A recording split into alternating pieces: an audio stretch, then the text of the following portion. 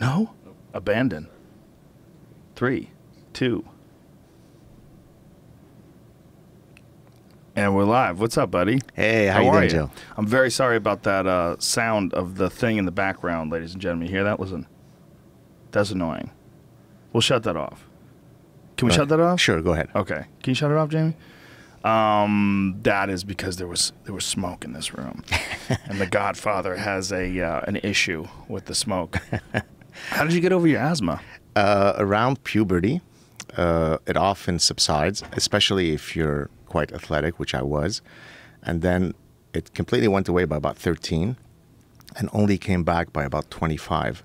But now I'm not full-blown asthmatic. Only when I get sick, if I, let's say, get a cold, it will migrate to my chest, turn into bronchitis, and what will take you 4 days to fight might take me a month of whooping cough. Whoa. Yeah. That's why I'm really careful about not getting a cold, you know? You must be a hand washer. Well, that's why when I came out of the bathroom, my instinct was to tell Jamie as I was shaking his hand, I washed my hands because I'm always careful about shaking other people's hands, so I'd like to extend them the same courtesy. Yeah, man, I shake some people's hands and it's like they just dunked it in the pool. It's some people, like, they get so sweaty and you shake their hand, you go, whoa, okay, but what's going on with this hand? Like, what kind of weird bacteria? I read this article that was saying that water bottles, when you reuse a water bottle, they've tested them and they say that there's less bacteria on dog toys. It's pretty bad. Well, that's why, by the way, I've resorted to fist bumping. Not because I'm cool, but it just reduces the amount of germ transfer from one person to the other by just going like this. But don't you think that that compromises your immune system by not exposing it to a lot of different things? I mean, there is actually research on this, right? From evolutionary medicine, kids who grow up in very sterile environments end up suffering from greater respiratory ailments precisely because their system hasn't been kicked up. Yeah, I believe that. I rarely get sick, and I shake a lot of hands, but I know a lot of people that don't, and they're kind of sick all the time. Like, I don't want to get sick. I'm like, but maybe that's what's going on. Right. Maybe we'll French kiss later after the end of the... Exciting. Don't you threaten me with a good time. It's I think it's also really important. I don't know how much you partake of this, but to consume probiotics. Do you eat acidophilus or yogurt or kimchi? I do like yogurt. I do like kimchi. I don't do it by design. I think maybe just those preferences are healthy, and so I'm happy to hear that they're good choices. They are good probiotics, and like for grapplers in particular, grapplers are very particular about the consumption of probiotics because we get a lot of ringworm. And also staph infections, too. There's a lot of different infections that people can get from, especially ringworm, though. Staph infections is really more from an open cut. But having healthy skin flora is very important. That's why all you kids listening, don't use antibiotic soap. It's not the right way to go. There's a lot of healthy soaps that are use like tea tree oil and eucalyptus that are really good for you, that are probiotic. Right. Keep the idea of worm in mind, because later I'd like to talk about brain worms and how it relates to a condition that is afflicting the West. We can get into it now. Brain worms? You mean like toxoplasma? That would be one. Yeah, there's other ones? There are many others. Do you want to get into that now? Sure. Okay, so... I had Sapolsky on last month. Yeah. I know, and I should write to him because He's amazing. He is amazing. I wrote to him a while ago, maybe a year and a half or 2 years ago, but at the time to come on my show. But he was, I think, very busy writing a few books, which I'm guessing he's probably done with now. Yeah, well, he was busy then. We had to meet him in L.A. in his hotel room, and we had to film. We only had an hour. He literally landed, got into his hotel room. We went with him as he opened up the door to his hotel. We sat down with him. Like, there was just a little table and chair there. Yeah, he's fantastic. Yeah. So basically I argue that in the same way that there are all sorts of animals that once they are infected with this brainworm, and there are different instantiations of it, they become zombified, right? I mean, just to give you another example, the spider wasp will sting the spider, which is much bigger than it, rendering it zombified. It then carries it into its burrow, lays its eggs on the in vivo spider, and then when the eggs hatch, they eat it in vivo. And I argue that the political correctness is akin to the spider wasp's sting, because it zombifies us into walking quietly to the abyss of infinite darkness while horrible things are happening around us. But while we think that we're doing the right thing. While we think that, we're being not racist and good and progressive. But to go back to the brainworm idea, so I coined the term, not to be cute, but to actually name this collective condition. I called it Ostrich, parasitic syndrome. Yeah, we've talked about this before. Did we talk about it? Do you know that that's a myth? Oh yeah, Ostrich, yeah. It's become just a metaphor for yeah, absolutely. The myth being, folks, that ostriches don't really stick their head in the ground. Exactly, and it's really taken on a life of its own at this point. I'm actually thinking of studying this scientifically, not just as something that I talk about in my public engagement. What is it that causes some people to be more likely to be parasitized by the types of mindsets that would cause you to suffer from ostrich parasitic syndrome? So a classic example would be, which I guess we'll get into, how much evidence do you need to see around the world that there might be some religious ideology that is somewhat problematic and antithetical to secular, liberal, modern values? How much information, or what is the type of information that you would need to see before you're able to arrive to such a conclusion? And so one of the things I'm thinking of doing is to formally quantify a score of OPS, how much somebody suffers from OPS as a type of mindset, and what are some predictors that could help us understand who is more or less likely to be afflicted by this mindset. Well, there's certain people that just never want to hurt anyone's feelings, right, except when they think that it is within their rights to attack that person because that person is somehow or another victimizing someone else, right, and then they'll be far more egregious than the original offense. Did you know about that guy that in Canada that's getting sued? Well, the Human Rights Council fined him $12,000 because he walked into an apartment that he owned with shoes on. Yes. Because there was a Muslim family living there.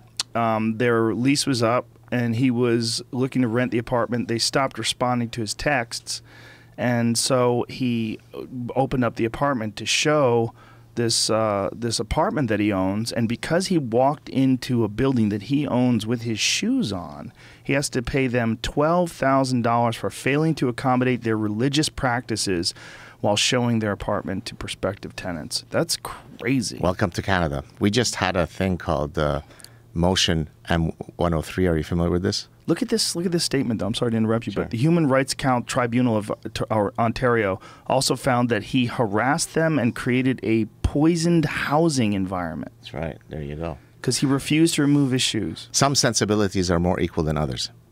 But that is just... Why is it that people are so...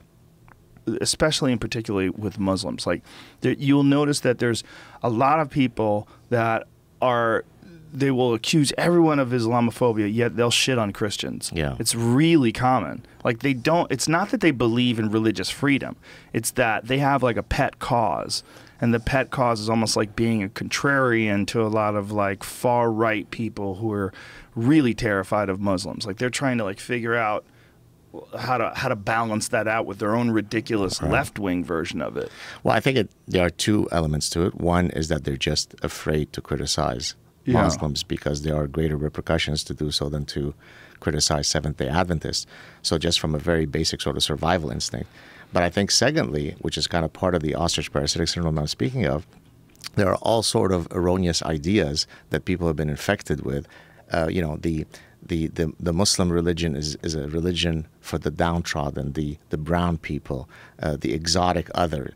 And so to criticize them when they are a hapless exotic minority is simply racist and sexist. And people believe that, even though most of the countries that these people are coming from when they come to the West, not only are they the majority, they're almost the exclusive majority, right? So they are out of, I think, 56 countries that constitute the OIC, the Organization of Islamic Cooperation, something like 29 or 30 countries, they're exclusively Islamic. There are no longer any religious minorities. It's in the order of 99.9 something.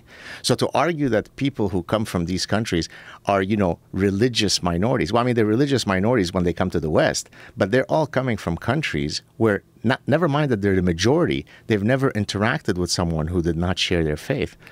I don't think people understand that if that happens here, like you can't turn back from that without violence. Right. Like I'm not saying that it would happen in the United States, but the fact that it can happen anywhere means it can happen everywhere. I mean, it really can. I mean, it's a big reach on my part to say that because there's no evidence whatsoever that it's going to happen here. But if you really look at some of the countries that are suffering under these really oppressive religious ideologies where women aren't allowed to drive, where they have to wear covering all over their body that signifies that they're a part of this religious sect, like if someone tried to do that today, like if you had some blonde-haired, blue-eyed guy that made all women wear a certain outfit and they weren't allowed to drive and they weren't allowed to have the same rights, how many people would be standing up for them? It's incredible. Especially if it was a new thing. Like There's something about old things, like old ideologies. That gives them legitimacy. It's so strange. Yeah. What is that? Well, it's exactly what you said. You take an idea that someone holds. If he doesn't cloak it under the robe of religion, you commit him to a psychiatric institution. If he says, no, but this belief is part of my religion, suddenly you get a free pass. It's grotesque. But to speak to your point about, that you were stretching about it happening in the United States, you're not stretching it at all. As a matter of fact, I've argued, for example, when Trump won, that if you look at a long-term view of the issue of Islamic immigration, if what you focus on is, do we have the proper vetting processes to stop terrorists, ISIS terrorists from coming in? That's a very short-term view of the problem. But if you recognize that societies will take often very, very long time before they become Islamized, it's not as though every single country that today is Islamic became instantaneously overnight Islamic. In some cases, it was a very, very quick invasion. In other cases, it took 500 years before the demographic realities shifted. And so, yes, if you look at it from the perspective of 10, 20, 50, 100 years, the U.S. stands no threat.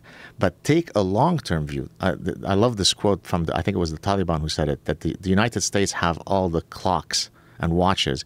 We have all the time in the world. In other words, inshallah, eventually, God willing, we will conquer you. So this is the right way to look at this issue. Do you wish to have a society become more Islamized or less? Let me draw another analogy. At the end of every day, you can weigh yourself, and one of three things is going to happen. You've either lost weight that day, your weight did not change a single ounce, or you've put on weight. So let's analogize this with Islam. When Islam comes into a place, either the society gets better, nothing changes, or it gets worse. Do we have enough data at this point after 1,400 years to suggest that we can try to bet what will happen to a society? The answer, regrettably, is yes. Again, I hate to have to preface, of course, most Muslims are lovely and peaceful and wish to simply raise their children. But Islam as an ideology, when it comes into a new society, is it a good thing? If yes, let's all turn Islamic. If no, then maybe we should have an honest conversation about this. An honest conversation is what's really important, because these things get so emotionally charged, like the infamous Ben Affleck, Sam Harris debacle on Bill Maher's show. But that, to me, is a perfect example, because Sam speaks in such a measured tone, and he's so educated about it. He's not making these big, gigantic leaps, but people love to jump on him and call racism. He sent me some video that I just watched the other day where a bunch of people are just taking complete out-of-context statements, attributing him to him as being like, this is what he believes on things, when if you listen to the full extent of the conversation, he's literally saying like that I'm going to say something here that could be taken out of context. Right. But what I'm saying is, like, imagine if someone was saying this. Right. How do you respond to that? And they use that as a statement. I mean, there's so much of that going on. There's so much. It's so dishonest. Well, there's this weird not me thing that they're doing. Yeah. It's like I'm not the racist. Right. He's the racist. Right. And they get you're racist. Right. Like the Ben Affleck thing. Like he was like, that is so gross. That is so racist. Like instead of just discussing this conversation, discussing this, especially on the Bill Maher show, because that shows, all those shows, it's not to criticize that show, but all those shows where you have a panel of 6 people, what you see is a bunch of people waiting to say something, and they have to jump in, and it's almost like they have to be salacious or they have to be outrageous just to get heard. You know, like everyone, those kind of shows promote this sort of disingenuous communication, because you can't be polite. Like you and I can be polite. It's just you and I. We can talk and we can have these long form conversations, but on that show, you don't have the time to unpack what's wrong with all ideologies, all things that tell you how to think. Forget about whether or not you think it came from Jesus or the Prophet Muhammad or Joseph Smith. Anytime there's a doctrine that tells you how to think because of some mystical presence, some God or deity or prophet who has gotten the wisdom of the universe, and you must not question it. And women have to wear veils and dress up like beekeepers. And I mean, all that stuff is very, very problematic because people are prone, for whatever reason. I mean, I guess it's something that goes back to tribalism and alpha male chimpanzee behavior. We're prone to follow. We're prone to follow leaders. I mean, it makes it easier. And that's one of the things you're seeing here. Well, what's amazing is that it's one thing to attack Sam because in the game of identity politics, he scores really poorly, right? He's a Southern Californian white male who doesn't speak any of the languages that matter, Arabic or so on. And his parents had money. That's and his a big parents one. had money. They love that. So your parents had money, you sinner. Exactly. I only recently found out, maybe a year and a half ago when I met him last, that his mother is the creator of Golden Girls. Did you know that? No, I didn't even know that. Yeah. And I just looked at one of the Golden Girls that was rerunning, and you see, I think it's Susan Harris or something.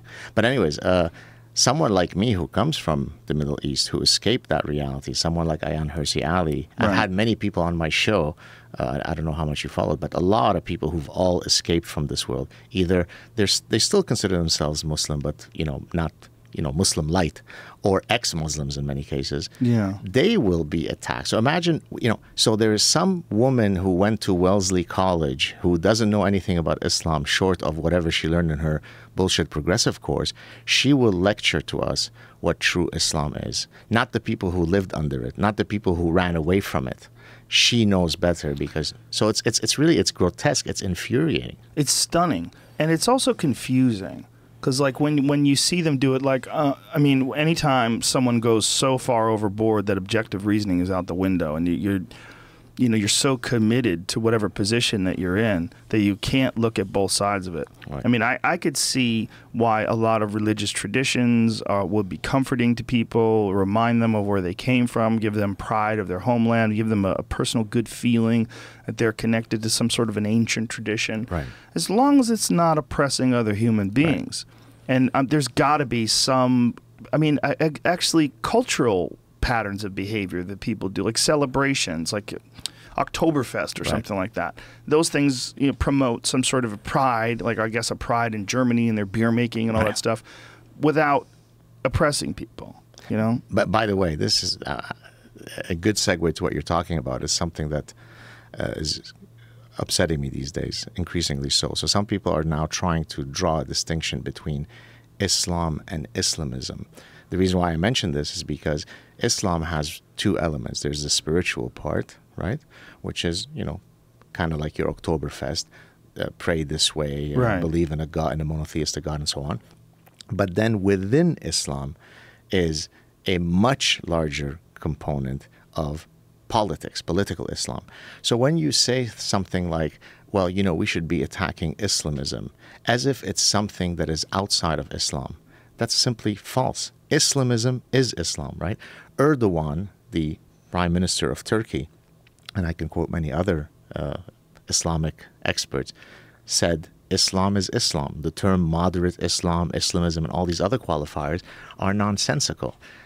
Now, the reason why that upsets me is because it grants people a false sense of security and hope.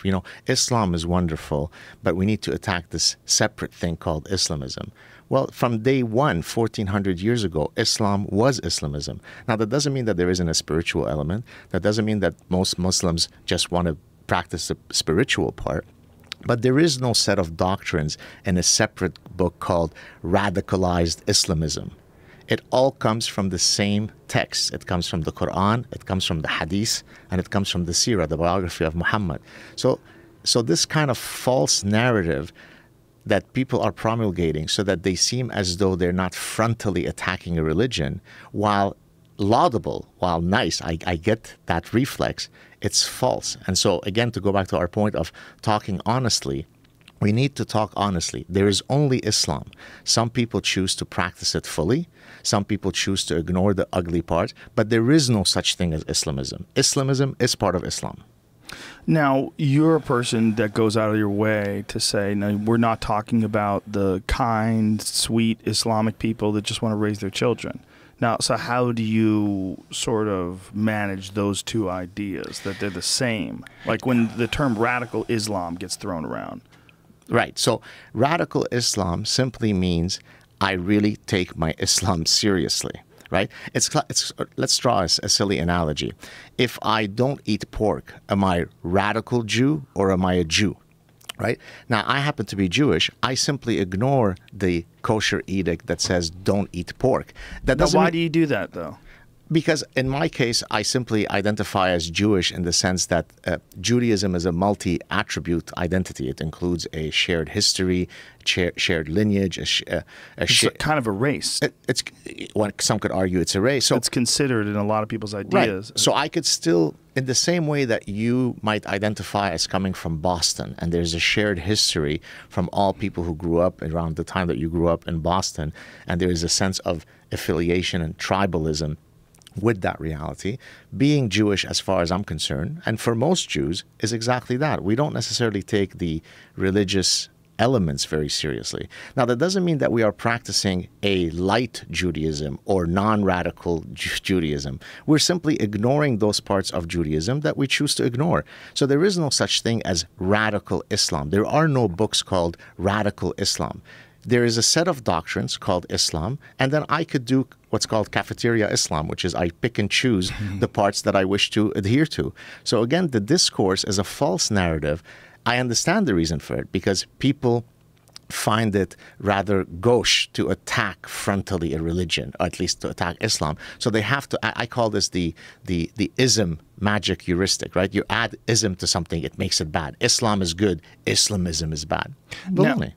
For you, I would like to defend you if there's a lot of people that are listening right now, or offer up some, not even defend you, but offer up some information. Like, yes, you grew up in a place where being Jewish was lethal. I mean, your life was threatened. Certainly when the Civil War broke out. Prior to that, you could live in Lebanon as a Jew. People knew that we were Jewish, but know your place Jew. That, by the way, is something that I explain when discussing, I'm not sure if we've discussed this on the show, but it might be worth repeating. I believe we discussed your past in Lebanon, how you, Okay, so do you know what a dhimmi is? Have you heard that term, dhimmi? Yeah, right. You explained it, but please do again. Just So a dhimmi is a third-class citizen, comes out of Quranic edicts that basically said that when Islam comes into a society, you basically have three choices if you're not a Muslim.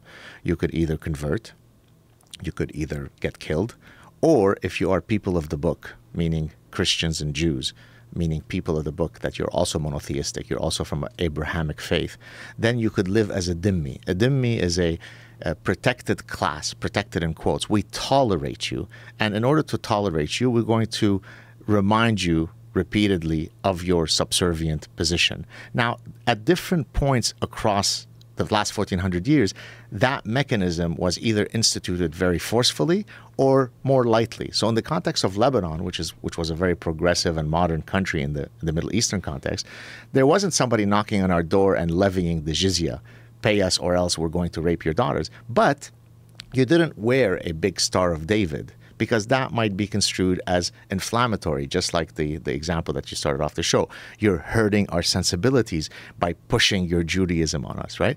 So your status need not always have been threatened in that my head is going to come off at any minute, right? My parents grew up and lived there. They didn't die. But once the Civil War broke out, then it became lethally dangerous to be Jewish. I mean, we were going to be executed. We left. So you never know when we're going to go from tolerating you to off with the heads. And that's been the history for the past 1400 years.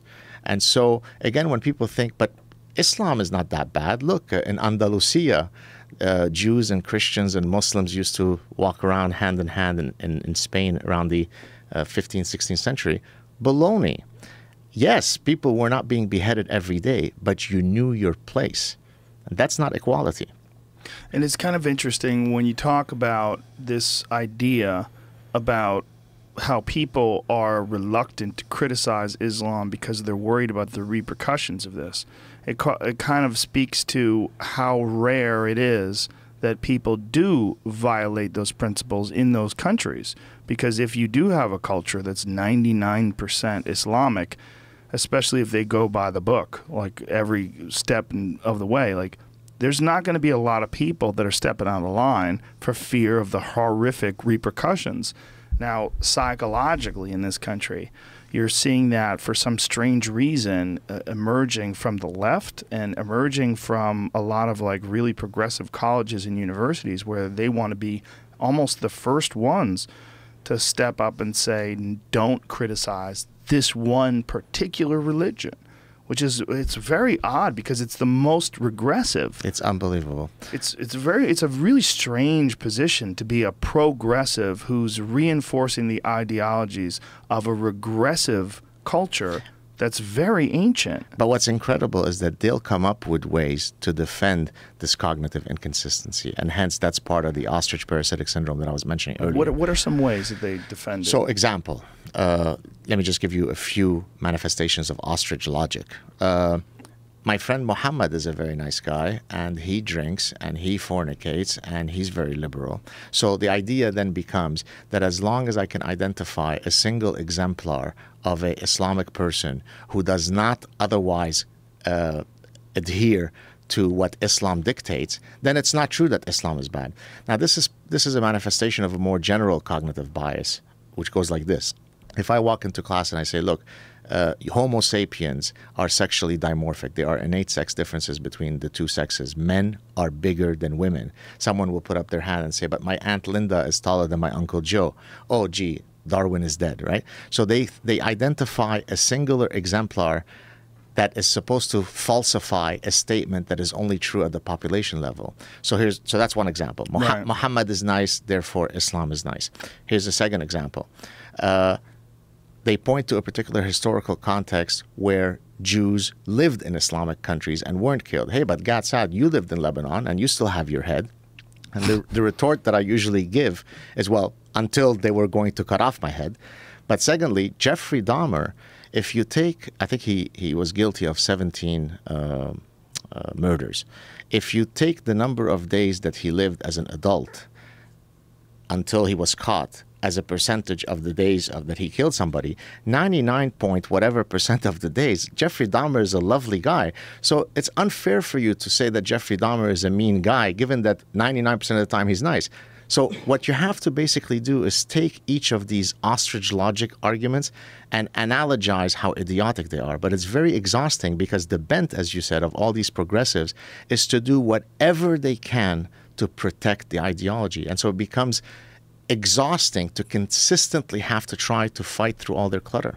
And it's not a thought that it's not something that is structured with objective reasoning. It's something that's structured with their own particular ideology that does not want to criticize this one segment of the human population that they think is being persecuted. Right. And meanwhile, if you think about throughout currently in the world, which ideology persecutes the most number of other people? So if you talk about bloody borders, right? Islam has fought with Buddhists. Islam fights with animists. Islam fights with Jews. Islam fights with Christians. Islam fights with Tibetan monks, right? So in other words, Islam doesn't necessarily make for very good neighbors. Why? Because, again, notwithstanding the fact that most Muslims are lovely and just want to raise their kids, Islam is a supremacist ideology. It basically says that the world is meant to all be united under the flag of Allah. Now, some people take that seriously, others don't. But the doctrines of Islam are very clear. We should all submit to Islam. So even if 95% of Muslims don't adhere to that tenet, if only 5% do, that means we're always going to have friction. In some cases, it'll be like Lebanon. By the way, I've predicted that in Europe, this is on record, we can probably find it, that in Europe within 15, 20, 25, 50 years, we're going to have Lebanon all over the place. And now it's starting to happen, right? At one point, we were having daily attacks all over Europe. So again, if you're going to increase Islamic immigration to the West, of course, most people are nice and just want to escape to a better world. But are you willing to take the risks for what's about to happen? Are you willing to accept people whose cultural and religious values are perfectly antithetical to yours? So example, if you do Pew surveys, from around the Middle East or Islamic countries about your views on Jews, well, you'll get things like 95 to 99% Jew hatred. So if I am a Canadian Jew, right, and I see that 50,000 Syrians are going to come in, is it that I'm filled with hatred towards Syrians, or am I simply someone who calculates statistical regularities and basically says that out of 50,000 people, if 95% have endemic Jew hatred as part of their identity, do I have a right to be concerned about this? I'm not worried about Haitians. They're black people. I'm not racist. I'm not worried about the Vietnamese, right? I'm worried about the cultural and religious baggage that you bring in. What about your views towards clitorises or homosexuality or religious minorities or black dogs? Darwin forbid if you're a black dog. You're not black dog? Yeah, I mean, Muhammad hated dogs, but he particularly hated black dogs. So again... So what do they do with black dogs? Well, go online and you'll see some pretty ugly animal cruelty. They're not very tolerant towards dogs. If you touch a dog before you're heading to prayer... this is called najis. It's impure. By the way, the kuffar, the non-Muslims, are also najis. They're as impure as urine and blood and sperm and feces. So should I feel bad that there is an ideology that considers me an impure quality? Now, does that mean that all Muslims are like that? Of course not. 99% of the Muslims I've met have been lovely, and many of them are my friends. But we should be able to talk about what's inside those books. And those books are not radical Islam. They're Islam. Well, let me ask you this. What's the alternative? Like, say, for Syrian refugees? I mean, any kind, caring person who has concern for our fellow human beings, sees these people fleeing and sees the horrific conditions that they're confronted with in their own country, and they really don't have a lot of options, and they're trying to escape to the West. What are the options? What do you do? There are no clear answers. I would certainly say you first place the people who are most at risk in those societies in the front of the queue. So you bring the Yazidi women. You bring the Christians who are being persecuted. The women, but what about the father? If the dad is with the wife and the children, you can't just have the father stay back behind in a tent and you let the mom go to Toronto with the kids. No, fair enough. But what I was saying, though, is that let people who are non-Islamic, who are fleeing those areas at the front of the queue first. But isn't that religious persecution? I mean, or at the very least, it's prejudiced, right? I mean, you're singling people out because of their ideology or because of what religion they're from, not because of their past behavior or any predictors whatsoever about their future behavior. But we do have some statistical regularity about what types of values those guys are going to come with. So I'm not suggesting we close the door. Right, but wouldn't that, in a way, I mean, just to play devil's advocate, sure. Wouldn't that, in a way, kind of put the Muslims in Toronto who do immigrate, which would have picked that city, who try to immigrate to Canada, in the same sort of a position that your family was in Lebanon, where you were hiding the fact that you were Jews? No one has an inalienable right to immigrate anywhere, correct? So if you wish to immigrate to the West, then leave every single syllable that constitutes a belief, attitude, position, value that is contrary to ours at the door, and then welcome in my brother. But man, isn't that a crazy thing to say to someone whose entire life and their ideology is a big part of their identity and who they are, like how they view the world? So that's the structure for which they interface with other human beings. But if those values, so let's suppose I agree with you in a way. I agree with you overall when I talk about the entire human population, that it would be wonderful if we did that. But from individual to individual, we know about the trials and tribulations that people go through in a day-to-day life. And religious freedom and a religious ideology in many cases helps people get through the pains of life. It helps them get through the struggles. I'm not saying that it's rational, but I am saying that in many ways it's a scaffolding for their own personal behavior. Got it. You would have to then ensure that your religious practice is exclusively practiced privately. Never should there ever be an intrusion into the public sphere. No asking for prayer rooms at the university. The example that you gave is the slight creeping jihad, right? It's the slow, it's so my next book is called, tentatively, it might change, Death of the West by 1,000 Cuts, right? It's the idea that when you take, again, a parable of the frog, when you put it in boiling water and you do it very slowly, the frog, if you do it very, very slowly, if it falls below a just noticeable difference, it doesn't notice that the temperature is rising until it's too late and it boils to death, right? So this idea of just noticeable difference is something that's very important in this conversation. We're not going to get Islamized overnight, but Egypt, before it became Islamic, used to be non-Islamic once upon a time. Today, it's about 10% Coptic Christians. Turkey is now 99% Islamic. One day it wasn't. Iran, the great Persian empires, were non-Islamic. Today, it's almost exclusively Islamic. So the United States and Canada are not going to become Islamic, in the next 10 years. But give it enough time, have a long enough view of history, and I worry about your grandchildren and mine. And so that's how you have an honest conversation. And I'm not sure what the answer is. One possibility, which I've discussed with folks on my show who are trained lawyers, is that there are provisions in the law, at least in the United States, to declare an ideology as being seditious, right? So in the same way that you could say that Nazism is seditious to our values, or communism, there are elements of Islam, the non-spiritual parts, that it doesn't take Einstein to recognize that they are perfectly antithetical to every single value that you and I would hold dear as Westerners. So, like what? What would be some of those values? Yes. So take, for example, Sharia law, right, which is the Islamic law by which you organize society.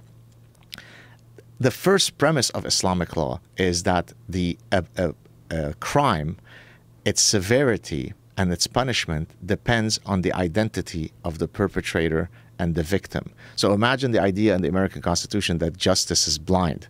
Well, that is already violated as the most fundamental tenet of Sharia law. If a Muslim kills a Jew, it's very, very different crime than if a Jew kills a Muslim. You can just go look up Reliance of the Traveler, which is the English translation of Sharia law, and you'll see all these things. So why should we tolerate this kind of stuff, right? Come in, my Muslim brothers, but keep the stuff that you yourself escaped from out of our country. We don't want it. And if you keep it out, come in and let's grow together and hug it out. But why should I be tolerant towards the intolerable? I agree with you in theory, but I think the problem is as soon as you tell someone to not follow certain aspects of their ideology, those aspects become even more attractive. And especially if they consider the West to be decadent and filled with sin and fornicating and drinking and all the things that they think are disgusting. And then these people are the ones who are telling you that you can't follow the word of God as brought down by the prophet from up on high. It becomes even more attractive to them. So what do we do? What's drugs, psychedelic drugs. Everyone gets on mushrooms, and I'm not kidding. Right. I really think you need transcendent experiences to escape from the day-to-day vibration of normal life. How about just a commitment to reason and science? It would be wonderful if we could do that, but people are so terrified of death, and they're so terrified of the unknown, and they're so terrified of not having structure. People love having ideological structure that they can govern their life by, real, clear, established rules. Man, people get mad at me when I wear a fanny pack. And I'm not joking. One of the reasons why I wear it is because people think it's disgusting.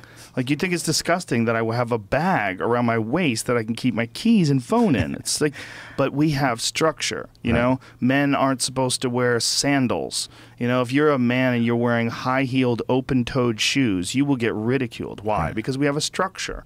And this structure, we don't, I mean, that's a bad example, but it's not really, because it's along the same lines of thinking. It's that we would expect you to behave like we do so that we don't have to worry about your behavior. I like gentlemen. I like a man with a tie and a suit because I'm pretty sure that guy's not going to spit at me and stab me and rob me. We have these ideas about people that dress and behave a certain way. You know, if you're in a business meeting and a guy starts swearing, you're like, whoa, all bets are off. This man's not establishing the gentleman's protocol. He's not following the standard business-oriented, you know, I would just like to exchange numbers and funds with you protocol.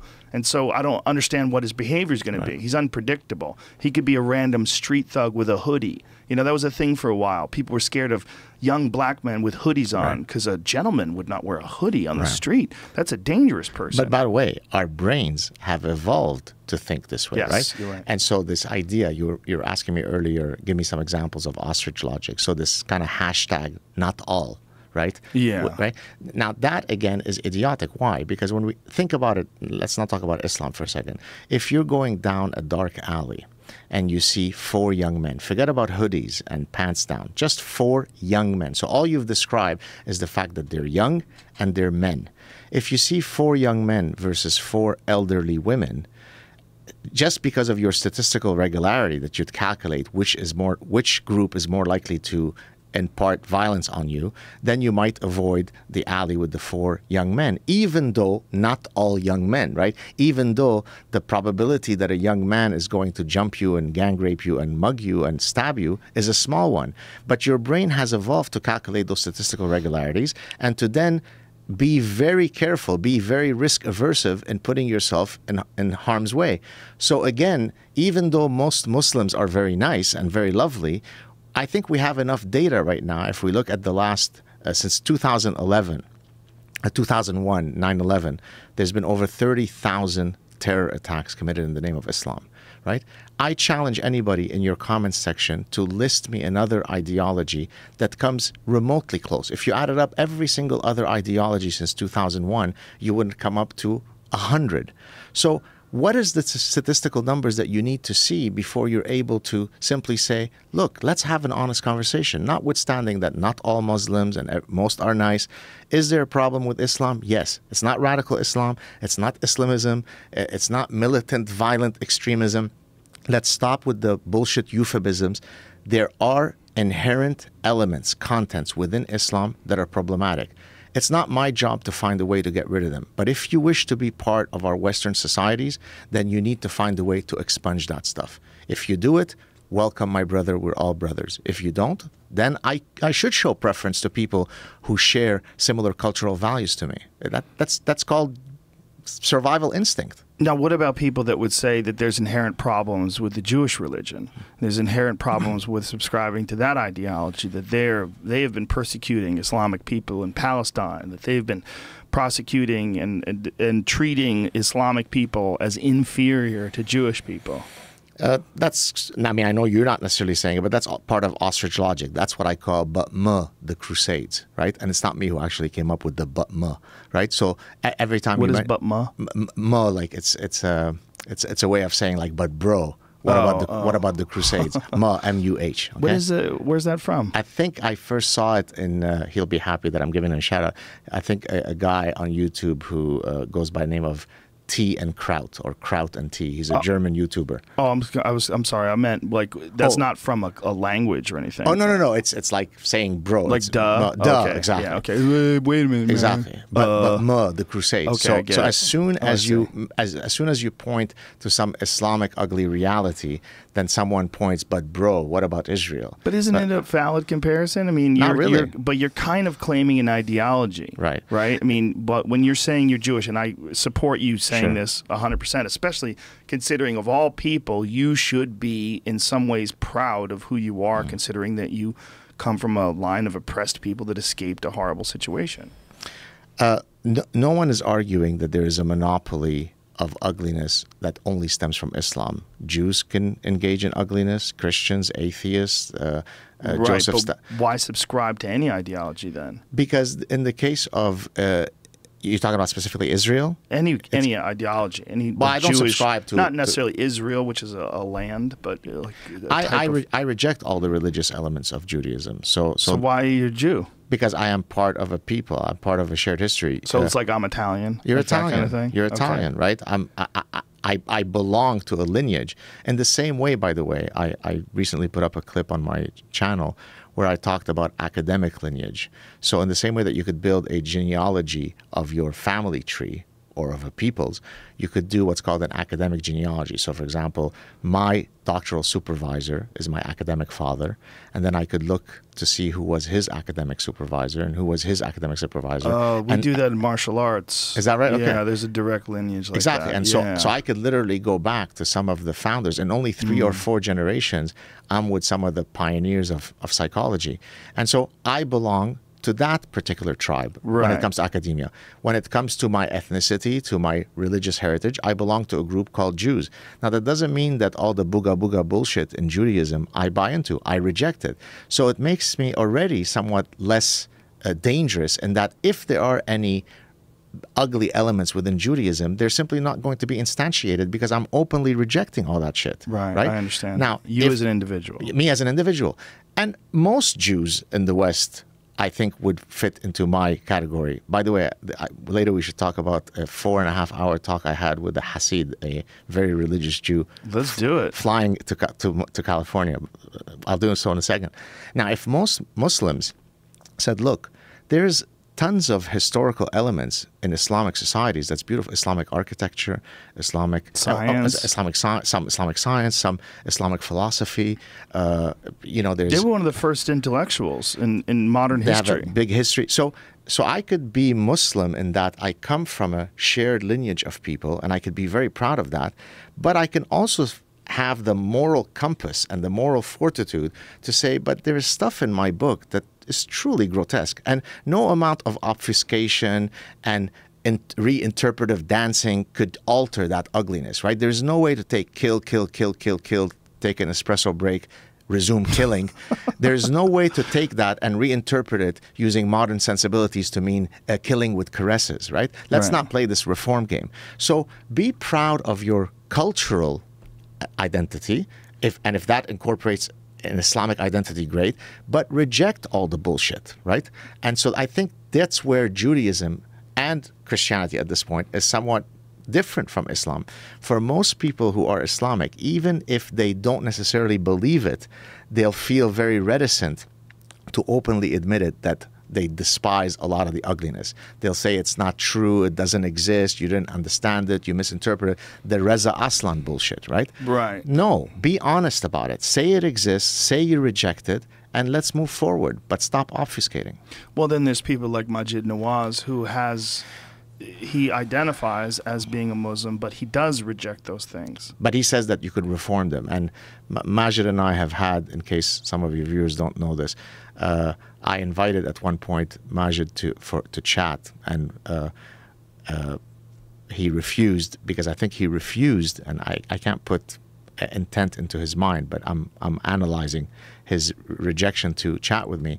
I think it's because he sees that I'm going to call him out on a lot of his narrative.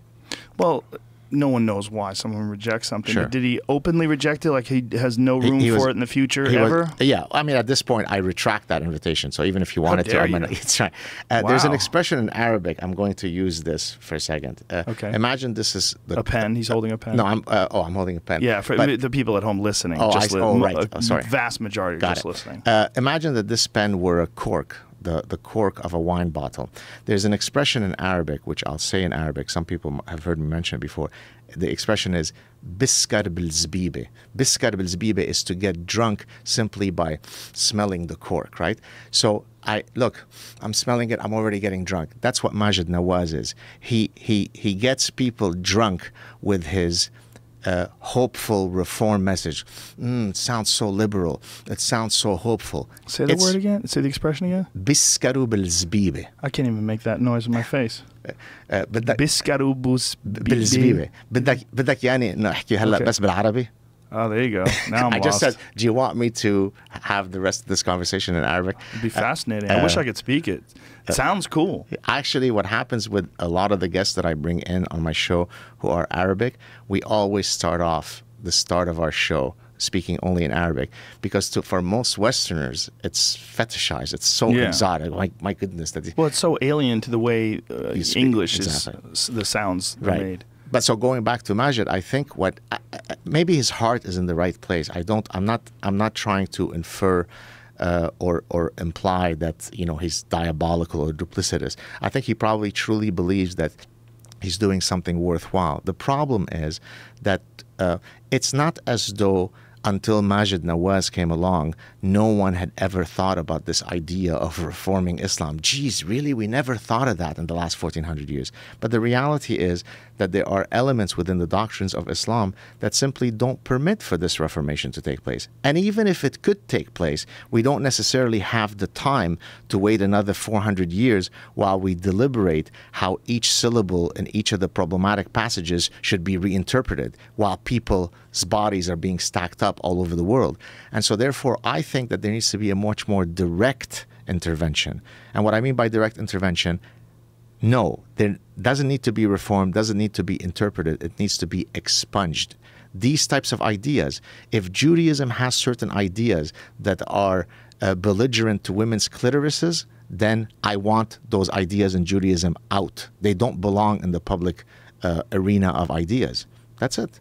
Now, how did Christianity reform and Islam did not? How did that go about happening? Because at one point in time, Christianity was a very repressive religion, and the apostasy, the idea of it, was much more oppressed than today. Right now, like, Islam is the only religion that I'm aware of. I mean, maybe there's more that I'm just ignorant to, where if you leave the religion, they can kill you. Absolutely. I mean, that's what God wants. God wants you to die because you don't believe in him anymore. Well, I've always said that Islam is the perfect memeplex. So are you familiar with that term, memeplex? No.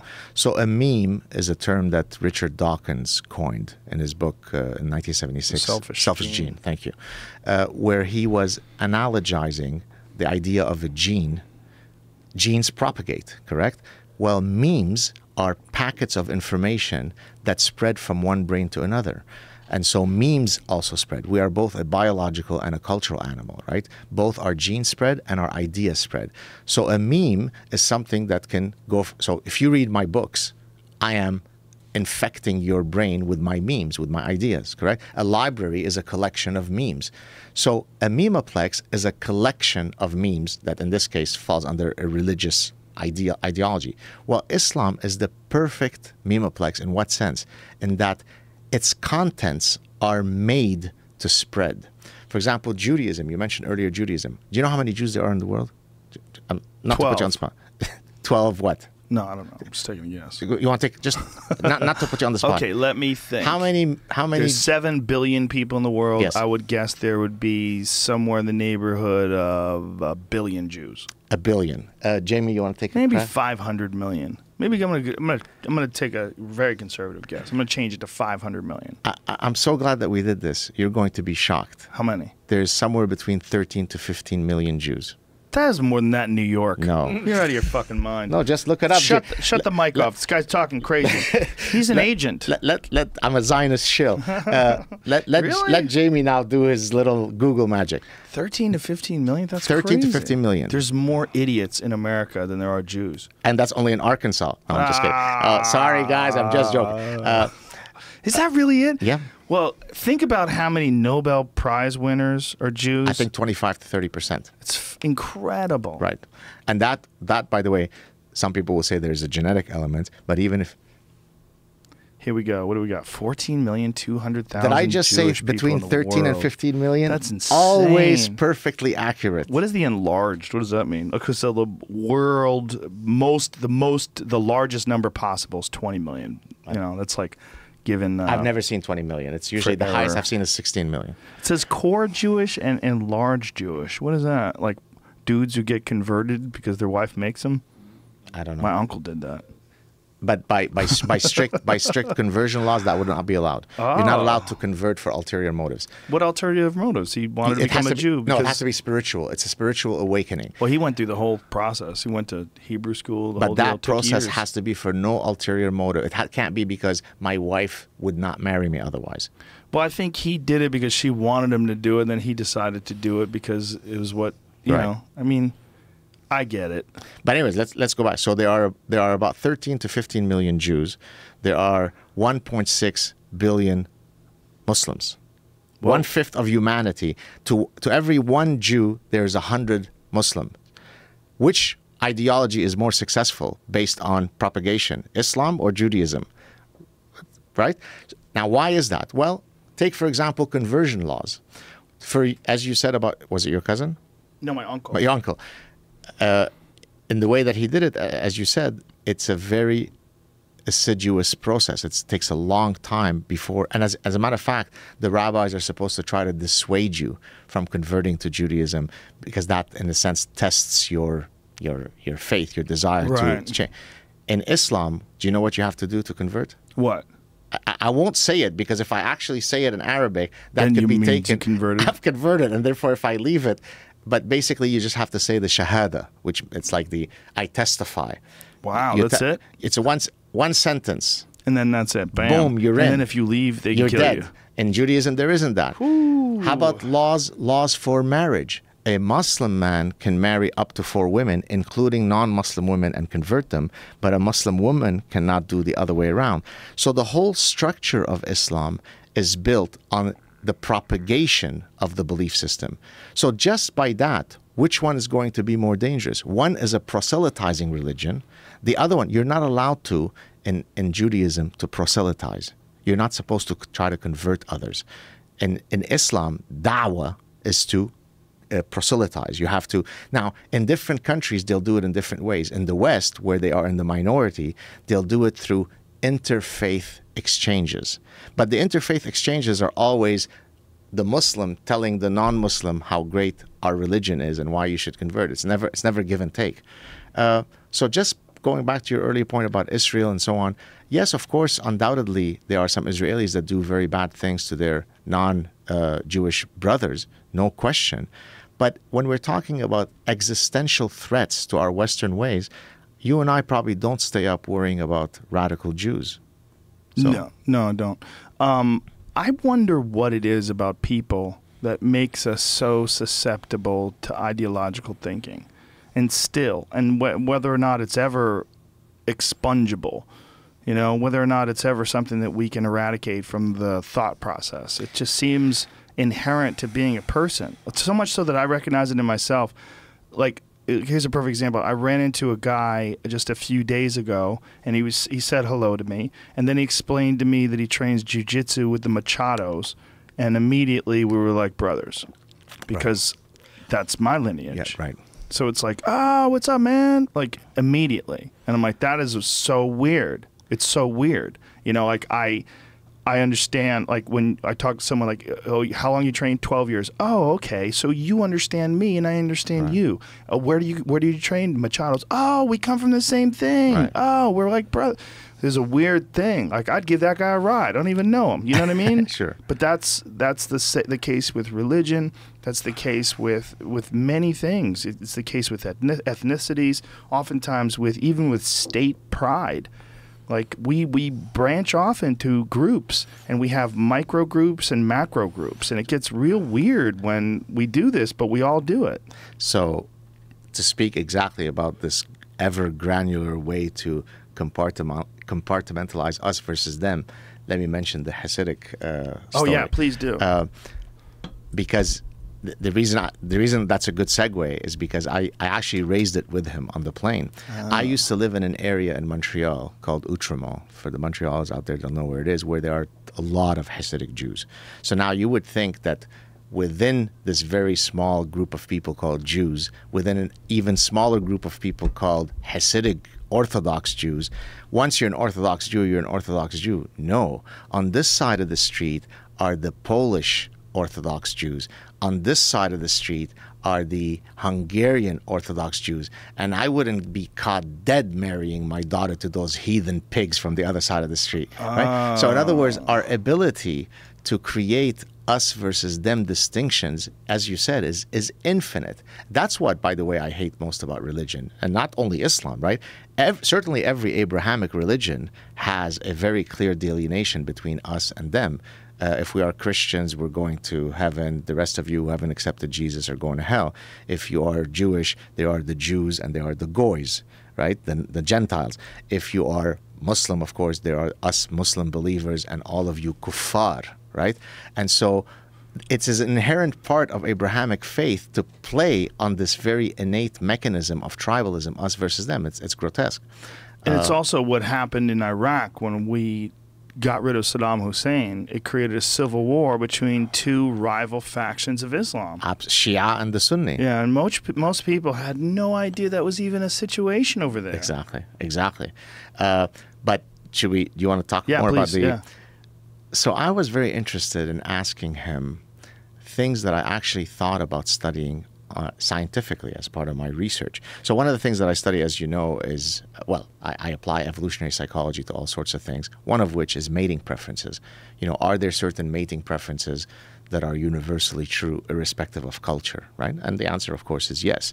So whether you go to the Yanomamo tribe in Brazil, a closed society, or you go walk around in LA, there are certain things that men will look for in women and other things that women will look for in men that tend to be universals for clear evolutionary reasons. So I was interested at one point in studying the mating preferences of the Hasidic community. Again, the idea being that here you're taking a community that culturally and religiously is very close, where the cultural and religious brainwashing is very, very strong. And this movement that you're making with your hands, does that represent the sheet with the hole in it? Because you're doing this thing, you keep doing this thing with your hands. It must be a subconscious thing. Yes. Is that a real practice? I don't know if it's real. I mean, I think it might be the ostrich thing. It must be. Maybe it's a. Find out if that we're talking about. Explain what we're talking about.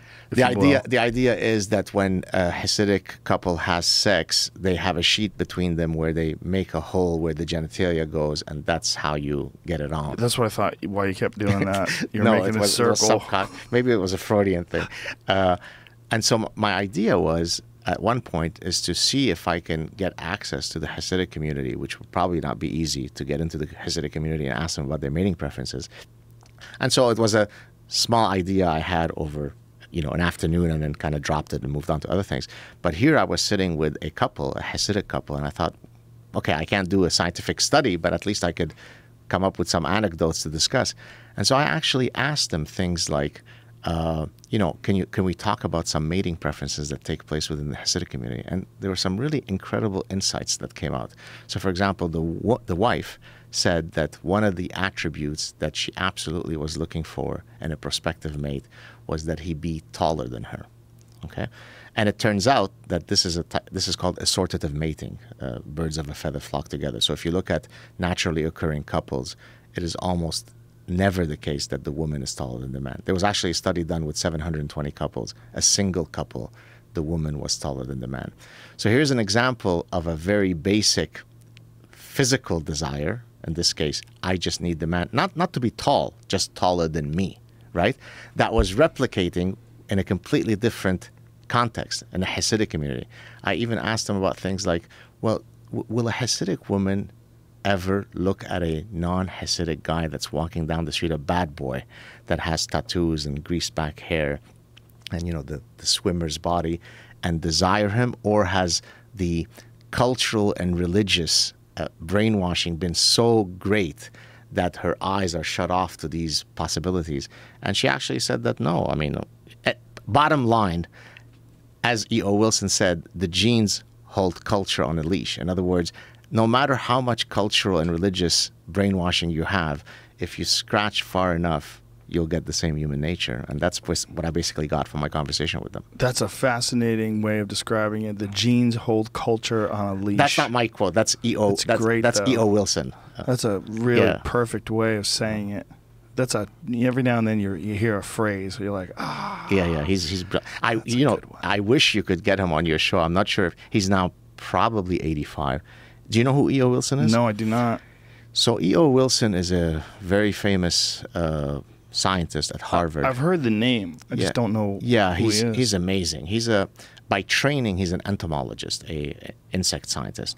He specifically studies the social ants, basically. Oh, wow. And so he looks at things like reciprocal altruism, kin selection, all of these mechanisms of altruism in the context of here's another quote that he has that I love.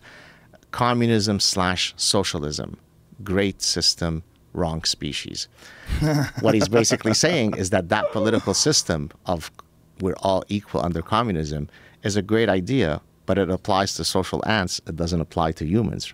So he's got these wonderful, pithy quotes. I wish you could. I mean, I know that Robert Sapolsky is great, but if Robert Sapolsky is great, you need to get E.O. Wilson on this podcast. Well, if it's possible, I'll look into it. Where'd you say he is? He's at Harvard. Harvard, so I'd probably have to come to him. Probably. I doubt he travels a lot at this stage of his life. Probably. Well, I'd be willing. I'm going to be back there eventually, I'm sure. So how often do you go back to Boston? Well, I haven't been in a while. I'm going to try to get there in the spring. Okay. I'm thinking about filming my next Netflix special there. Why to figure there? It out. That's where I started. Right, okay. Trying to figure it out. It's either going to be there or here, I think. Very nice. Those are my two options, Yeah. Boston or California. Very nice. Just haven't figured either my current or my former home. Right. I don't know. But so when you talk to this guy for 4+ hours, and my wife was pissed, by the way. why? Because you didn't talk to her? Because she felt ignored. She felt like she was getting bored and she had to take care of the kids while I was having this one. As a matter of fact, I thought later, wouldn't it have been wonderful if we could have taped it and I could have released this conversation, on my show? Oh, yeah. Because it was so honest, right? Did you keep in touch with this guy? So we exchanged, and I actually asked him permission. I didn't mention. I said I Right. would have mentioned. I said, would you mind? I'm going on this, very popular show. Would you? He goes, no, go ahead, feel free. And so, Oh, man. It would be cool to get you guys together and I could moderate. yeah, that'd be cool. That would be cool. Well, now, it was an amicable conversation? Very. And I Yeah. really pushed him very politely. So at one point I said to him, what would be the evidence that you would need to see to have any questioning of your faith? And his answer, which is a classic argument from I don't know if you know the term God of the gaps. Are you familiar with that term? No. So God of the gaps is basically, at one point when we didn't know much in science, God could be found explaining everything, right? Why does thunder happen? Well, God does it, right? Now we find out that there is a very clear material explanation for lightning. So now that's off. So now God goes and hides somewhere else. And now he constantly finds the small gaps where science hasn't yet been able to uncover an explanation, and he hides there. That's called the God of the gaps argument. And so he used the granddaddy of God of the gap. He goes, if you take me back to the Big Bang and you show me that there was no God at that point, then I'm willing to renounce my faith. To which I answered, even if I were able to do that, you would still find a way to finagle your way into justifying your belief. In other words, there is no amount of evidence that I could ever provide you that would shake your foundation. So we really got into some heavy stuff. By the way, that's one of the differences between, I think, in his case, he's an extremist Jew in the sense that he is the most practicing of Jews. Well, how come we could have this very, very difficult conversation and leave at the end shaking hands, both richer for it, and no one's heads come off? Well, you were also a Jew, though. I mean, didn't Right. it help? I mean, what if he had that conversation with a Muslim? Don't you think that maybe Maybe be a there'd little be more tension, contentious? but Yeah. nobody's head would be lost. At least the Jew. Not on United Airlines. Right. My point is that I think part of Jewish tradition, even when you, for example, go to the yeshiva to study, say, the Talmud, is that there is this mechanism of we constantly argue about everything. Nothing is settled. We have to debate over everything. Right. So you have to have that openness of spirit to have your ideas questioned. And I think that if already Islam were open to that a bit more, then maybe we'd be in a better place. I've heard some of the most compelling arguments against the Big Bang from religious people. What? Give me some of those. Well, the argument against it is you're not willing to believe that there's a creator, that there's some sort of a system that was put in place by a much higher power beyond what we can describe, but you're willing to believe that everything came out of nothing. Right. Something smaller than the head of a pin for some reason that no one's ever figured out. And the only evidence that we have is the radio wave echoes of this event. Right. So this is, I mean, I've heard similar arguments. I mean, Thomas, is it Aquinas, is the guy who always argued, I think in the 12th century, about the first mover, that you could always go back and say, at time zero, what started that? What started that? I don't think you could ever really ultimately shake somebody's foundations, right? There's no amount But of... even forget about the idea of shaking someone's belief system. It is odd that we're all willing to believe the most insane version of the creation of the universe ever, without a doubt. Like every person of science, people that believe in genes and atoms and subatomic particles and quarks and gluons, and they believe that at one point in time, there was something that was smaller than the head of a pin that became the infinite space that we see in front of us that's constantly expanding. And it's so infinite that one of the things that Lawrence Krauss really fucked my mind up when he was here. He was explaining to me that when we're seeing the universe, when we're talking about 13.7 billion years or whatever it is. You're seeing as it was. Well, yes, not just seeing as it was, but he said you're only seeing the observable universe. Right. Because the universe itself is moving faster than the light that you see from it. So it's entirely possible that it goes back far further than that. Right. You just can't see it. Right. Well, listen, Richard Dawkins, the guy that we talked about earlier about selfish gene, has a wonderful concept. It's called middle world. Have you heard this before? No, but I read J.R.R. Tolkien's. Is that Middle Earth? Oh. Is that? Oh, that's Lord of the Rings. Yes. Okay, I'm not too familiar with that stuff. Oh, okay. But he talks about middle world. The idea being that our brains evolved to understand phenomena at a level that our brain interacts with. Right? He calls that middle world. So that which is at the cosmological level, right, at the Lawrence Krauss level of cosmology, or at the nano level, quantum physics. It's so esoteric that our brains haven't evolved to understand phenomena at that level, right? So in a sense, it's counterintuitive for us to even do science. I mean, think about it. When you and I, or actually most physicists, when they study things at those levels, they will tell you that the stuff is so esoteric, right? Richard Feynman, the very famous physicist, right, said, you know, if you think you understand quantum physics, you don't understand quantum physics, or something to that effect, right? Yes. That it is so esoteric and difficult for human brains to understand things at that level, small or very big. So, but that notwithstanding, that doesn't mean that scientists succumb to belief just like religious people do. Because scientists have epistemic humility, which basically means what? I'm always willing to see data. If Joe Rogan tomorrow comes to me with data showing that the mechanisms of evolution as enunciated starting with Darwin are wrong, then I would be a dishonest scientist to not revise my beliefs in light of Joe Rogan's evidence. So in other words, scientists are always open. It's always provisional knowledge. It's only the best that we have now. Whereas in religion, it's revealed truth. It is true because it is true, because it's in my book, because it's true. So in a sense, religious people are epistemologically haughty. They're arrogant because nothing could change their opinions. Whereas scientists change their opinions every day.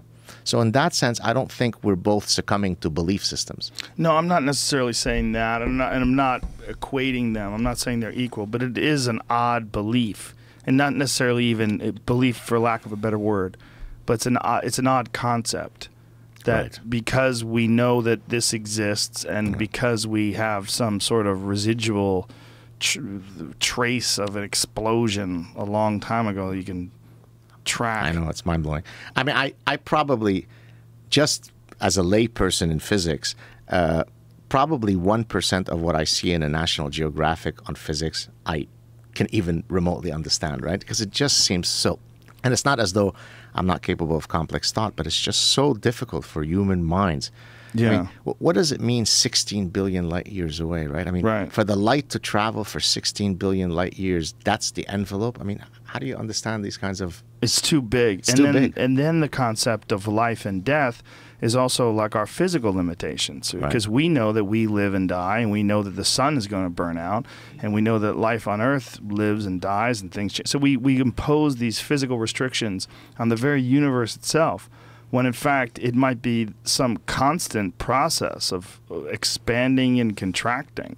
That's one of the most disturbing ideas, is that the universe is going to expand infinitely and then contract infinitely and then do it all over again. So that, I mean, I don't know if this is even a correct theory. I don't know if maybe it's been disputed, but I had read once that there's a theory that the universe contracts to some insanely infinite position and then retracts down to the head of a pin again. Right. And then the whole Big Bang is this continual process that might take, 100 trillion years or something insane. I don't know. Yeah, I don't know. If you understand 1%, I understand 0.1. I actually had this physicist on my show He might be a fun guy to have on your show. His name is Lee Smolin. He's a guy who produced... So the way that I discovered his work is that I was looking for every possible field that I could think of where evolutionary theory has been infused into that field. Right? So, for example, in my case, I apply evolutionary psychology in consumer behavior. You could study criminality from an evolutionary perspective. You could study medicine. And so I was trying to come up with a table that listed all of the various scientific disciplines where evolutionary principles have made headway. And the field at the highest level, remember we were talking about middle world and cosmos, he argued that the process of natural selection operates at the cosmological level, where this grand set of universes are being selected. In other words, in the same way that we select genes, right? Some genes get selected and others die out. That mechanism, sort of a cosmological natural selection at the cosmological level. And so that's how I first... It is so mind-blowing. It is so esoteric. It's so difficult to... so non-palpable that it borders on taking mushrooms or psychedelics or what. That's how mind-blowing. So maybe you should check out our chat on my show. He's a really cool guy. You might enjoy him. Well, it is fascinating when you think of how much the universe, how many possibilities exist in the universe, right? I mean, how many different solar systems exist. Hundreds of billions just in this galaxy, one of hundreds of billions of galaxies. It's almost like for our little tiny worlds, like when we try to look at it in terms of the big picture, we're not capable. We don't have enough processing power. Right. We don't have enough hard drive space. We can't take all of these points of data and bring them into our head and consider them. But it's entirely possible that everything you see in the ant world in terms of competition, everything you see in the human world in terms of competition, natural selection, and the constant and never-ending desire for innovation, for novelty, for new things. We have this constant desire to improve upon every single thing that we've ever done. No one ever looks at like a car, and says, this is the best car ever. It will not be improved upon. We're done. We don't need to make cars anymore. Right. They always want to come up with something that has better airbags, faster 0 to 60, more protection for the passenger, automated controls. You can sit back and sleep while your car drives you to work. Right. There's all these things that we just take for granted, but they're always moving in the direction of improvement.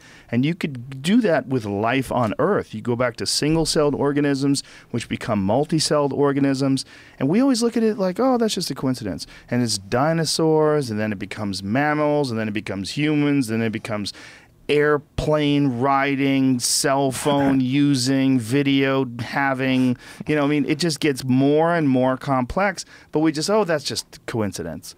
Right. But is it? Or is it moving in this constant state of improvement until we create an artificial being that can accelerate things far faster than our biological limitations are capable of doing? Yeah. So I'm not sure if this is where you want to go, but as you were describing this sort of quest for improvement, one of the threats of that reflex, or one of the dangers of that reflex, is precisely how totalitarian ideologies develop, where they argue that our current state of the world is faulty, and if only you implement our ideology du jour, it could be communism, it could be Islam. Right, it could be perfect. Then it could be perfect. Socialism, in fact. Exactly. So there is a way by which we could reach that utopia, if only you adhere to our ideology. So there's a real danger in sort of succumbing to that. And by the way, I'm reading right now a book by William Gardner, who might come on my show. He's I think a political scientist. His book is called The Great Divide, where he actually lays out some of the sort of fundamental, foundational differences between liberals and conservatives in terms of their worldviews, and how, because of these starting positions being so different, having no overlap between them, the Venn diagrams don't overlap, that's why you end up speaking over each other without being able to find common grounds. So one of these differences is that, and I describe something similar using different terms, a lot of the, quote, liberals and progressives view our brain as being blank slate, right? It's infinitely malleable. Right. And so if you see differences between people, it can't be because there was a starting point difference. Michael Jordan was not innately likely to be better than you in basketball. There were some environmental conditions that led Michael Jordan to become who he is and not Gad Saad to be the best NBA player ever. And if only we can find the appropriate social intervention strategies, then we could all have equality of outcomes. And so that is a faulty understanding of human nature, because human nature, as you, of course, you know, is really an interaction of our biology and our environment. But so much of the welfare state is based on this idea that, no, we need more of your tax money so that we could implement a social engineering program so that we could reach that utopia where we are all equal outcome. And frankly, I think that that's complete nonsense. It is fascinating that people seek comfort in communism and socialism for that very reason. Like they almost are trying to slow down the competition that they can't win. Right, exactly. Yeah. I see it, by the way, at my university. So in Canada is a very sort of social welfare state, and Quebec, the province where I live, is sort of socialist on welfare, on steroids. And so in the context of the universities, all of the metrics of reward are removed so that we can have equality of outcomes. And the way that you instantiate that is through the unions, right? So there's a very powerful union that ensures that all professors are roughly treated equally, because we're all social ants. There's a queen bee, and then the rest of us are all equal. But of course, humans are not equal. Some are smarter, some work harder, some are more apathetic, some are honest, some are cheaters. And so this idea of constantly having to have some external agent manage the process so that we could all be equal, to me is grotesque. And it goes back to, I think, probably our first conversation you and I had when I was saying that, you know, I would love to eventually come to Southern California, because at least in the United States, the society has been less parasitized by this social welfare idea. Of course, the Democrats are more so than the Republicans, but as a general rule, Canada is basically pure social welfare. We're all equal. And of course, Justin Trudeau is certainly trying to push that idea even more. He's too handsome. That's that guy's problem. He's trying to make up for the fact that he's beautiful. He's trying to be super sweet to everybody. That's what's going on up there. Did you hear about I just put up a clip a few days ago about the Omar Khader case. Do you know what that is? No. Actually, a few people tweeted, oh, please talk to Joe Rogan about this. So Omar Khader is a Muslim guy whose family had become Canadian citizens, but the father had taken them away, I think, to Pakistan at one point and to Afghanistan at another. And at one point they were living in Taliban territory. This is 2002, I think. And the U.S. military had engaged in some firefight. At one point they even lived in the compound of bin Laden. So these were really real apple pie Canadian folks. And Omar Khader, who was 15 years old, apparently threw a grenade, engaged in a firefight, killed one U.S. soldier, and I think blinded a second one. He was taken to Guantanamo Bay as a 15-year-old, spent many years there. He was a military tribunal, U.S. Guantanamo tribunal, gave him a symbolic sentence of 40 years, but it was symbolic in that I think it was only going to be a 8-year. They agreed on a plea deal of 8 years. Okay, then he was extradited to Canada. Very quickly after that, he was released because he already served quite a few years in Guantanamo.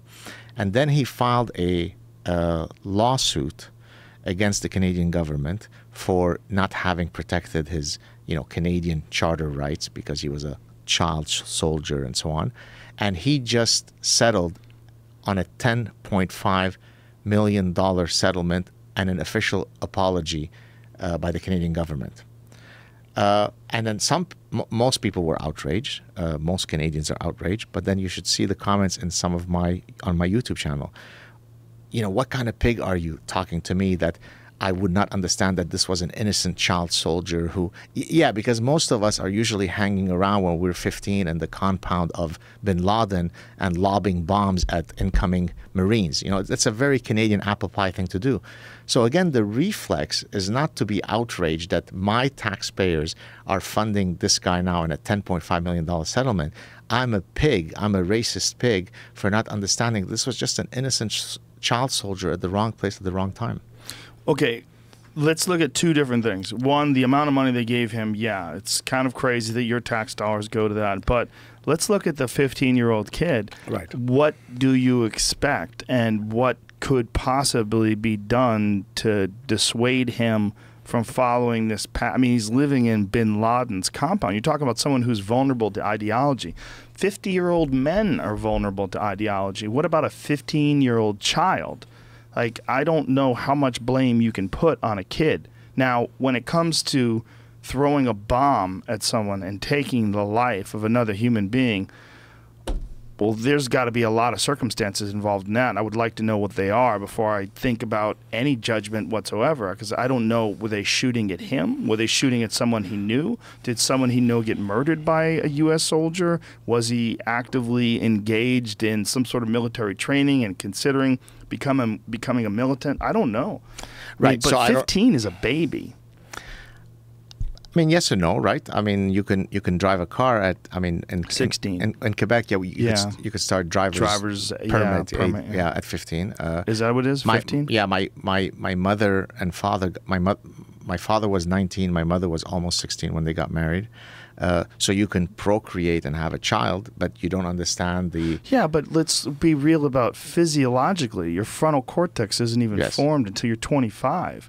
When you're 15 years old, you're not capable of making, like, especially living in a war zone. Yeah. You're not capable of making moral and ethical judgments above and beyond the ideology that you're being raised in. Fair enough. I mean, I agree that most of us in that situation may not have been able to extricate ourselves from that.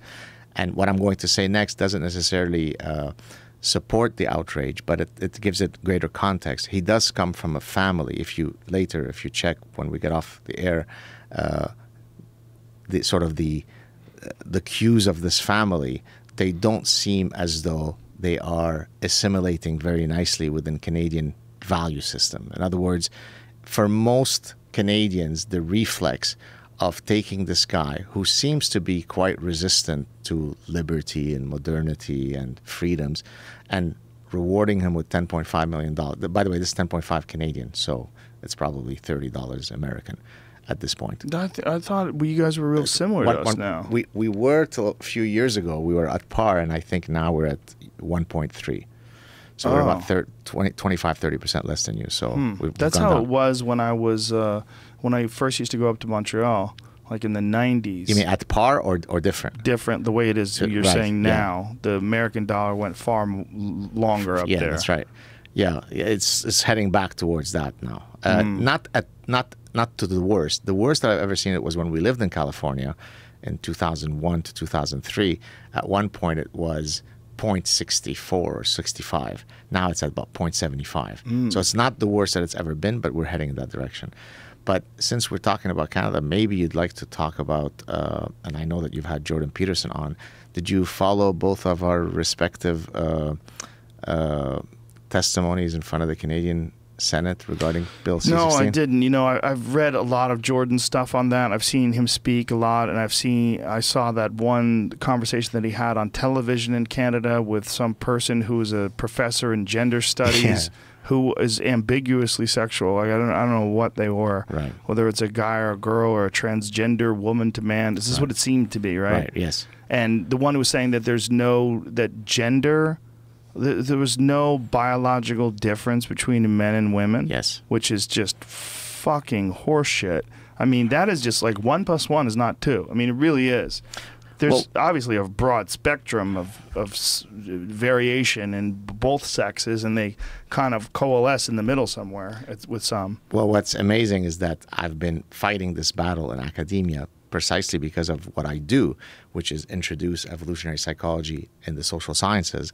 So these types of conversations, these ludicrous conversations, I've been experiencing them for much of my scientific career.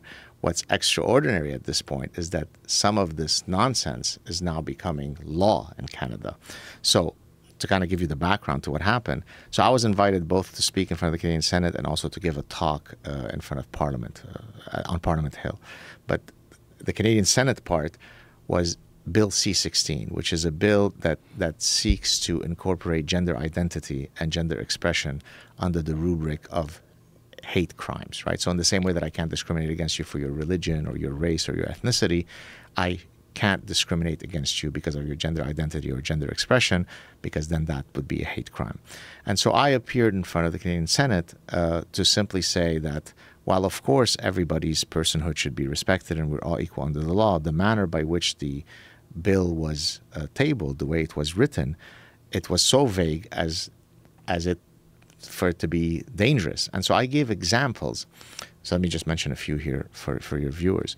So I said, look, Harvard University, their LGBTQ office, came out with a pamphlet that said that the idea of promulgating, and I'm going to quote, fixed binaries and biological essentialism, close quote.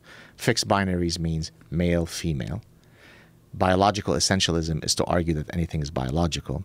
So the idea of promulgating fixed binaries and biological essentialism is a form of transphobic, systemic violence. This is not violence. Violence. And it's not metaphorical. It's not allegorical. It's not that you mean violence in quotes. It is a form of transphobia, but specifically systemic violent transphobia. Now, how do they define violence? Because there's a very specific definition of violence. Well, I don't know how they define it. In the general sense, I think it's the desire to come up with ever-broadening definitions of violence so that any transgression that you commit could fit under that rubric. Even microaggressions. Microaggression is a form of violence, right? So then I went in front of the Canadian Senate. Now, you could watch this later. It's on my channel. I said, look, every single thing that I teach in my courses would constitute transphobic systemic violence based on that sort of standard, right?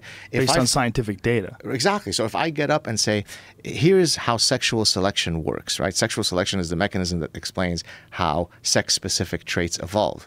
Well, sex-specific traits evolve, you recognize that there is male and there is female.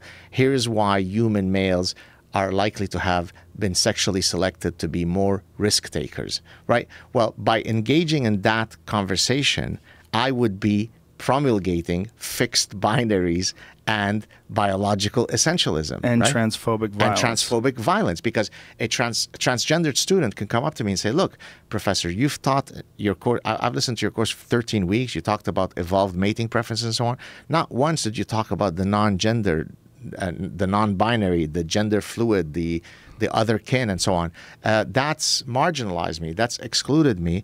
You're being biased. You're being prejudicial. So I tried to argue that. Most of the liberal senators either laughed and scoffed. One of them accused me of being pro-genocide. This is on record in the Canadian Senate. So a scientist... What's this person's name? I think Joel, Senator Joel, but I started pushing which has now become maybe an internet meme. Did you have a conversation with him? Did it end there? So the conversation we had was... Promoting genocide? Public. Someone said, how do you respond to that when someone says that? So then my response, which you could see, I'm paraphrasing, I said, well, I'm not sure that given the fact that I escaped execution in Lebanon because of my Jewish heritage, that I need to be lectured about genocide. And that sort of took him aback. Now, apparently later, and I didn't see this, apparently later he wanted to retract some of these comments and apologize for them. I don't know if he did or not. How did he justify genocide? Like what? That's what happens when you have your brain parasitized by Ostrich parasitic syndrome. How is it okay to study all of these behavior patterns in ants and monkeys and dogs and what have you, but you can't with human beings? Because if you do with human beings, somehow or another, anything that you find about generalized behavior patterns or specific sexual preferences that somehow or another marginalizes or in some way diminishes how another person is living their life to the point where it becomes violence. So there's actually a term for what you just asked. It's called the human reticence effect. And simply put, a lot of people are perfectly happy to use evolutionary arguments to explain the behavior of the salamander, the hyena, the mosquito, the dog. But if you use the exact same evolutionary principle to explain human phenomena, then suddenly it's no-go. Why is that? Do you think it's because we're aspiring to something better? I think it's because people succumb to, wrongly so, to the idea of biological determinism. They think that if you call up in explaining a phenomenon, a biological principle, that means you're doomed to your biology. it's a fatalistic thing, which of course is nonsense, because there's no such thing as biological determinism, because most of the things that are triggered by our biology have to be triggered by interacting with the environment, right? Genes are turned on or off as a function of environmental inputs and outputs. So the idea of biological determinism is a false worry. Much of what we do, it's called the interactionist viewpoint. Much of who we are is an interaction of our genes and our environments. But for most people, there is something vulgar about reducing the richness of the human condition to our biology. It just feels wrong. This explains the behavior of the hyena. But we are above that. We are cultural animals. We are prone to conditioning and socialization and higher order cognition. So you could even take evolutionary biologists. So these are people who are trained in evolutionary biology. They will commit this error. I mean, that's breathtaking, right? So the classic example is a guy who is otherwise an utter buffoon. His name is P.Z. Myers, a fifth-rate academic. And I say this because, not to denigrate him, but because... And by Z, you use that's the letter Z. Z, yes. Yes, Canadian. So P.Z. Myers. His claim to fame is he's got a very, and hats off to him, he's got an incredibly popular scientific blog called Pharyngula, which, you know, gets 100 million views or something. So he's done very well for himself. But he's the guy who is perfectly happy to use evolutionary principles to explain the behavior of the mating behavior of the salamander. But if I come along as an evolutionary psychologist and use the exact same principle, the exact same logical structure to explain human behavior, well, what's this Gad Saad doing with this bullshit evolutionary psychology stuff? That's nonsense. That's pseudoscience, right?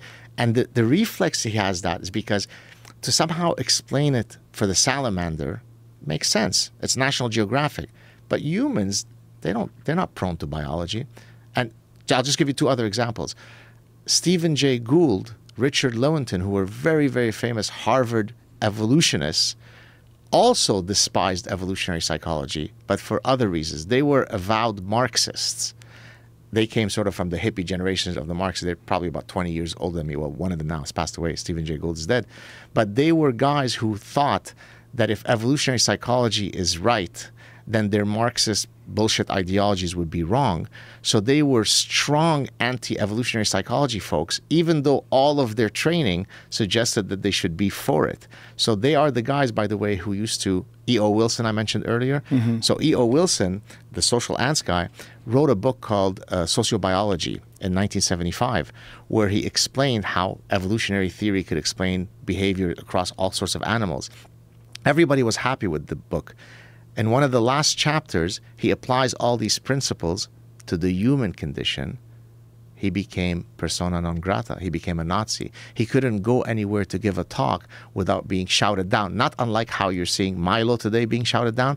Well, E.O. Wilson went through those culture wars 30 years ago because evolutionary psychology was attacking the pet political ideologies of his colleagues at Harvard. I don't know if Milo is a valid comparison. I think Jordan Peterson would probably be a better comparison. Fair enough. Because Milo is obviously a provocateur and he does it on purpose. True. But what do you, but to just, instead of pointing the finger at individuals, I would like to try to figure out, obviously we're not going to, but let's discuss it. Sure. What is the motivation?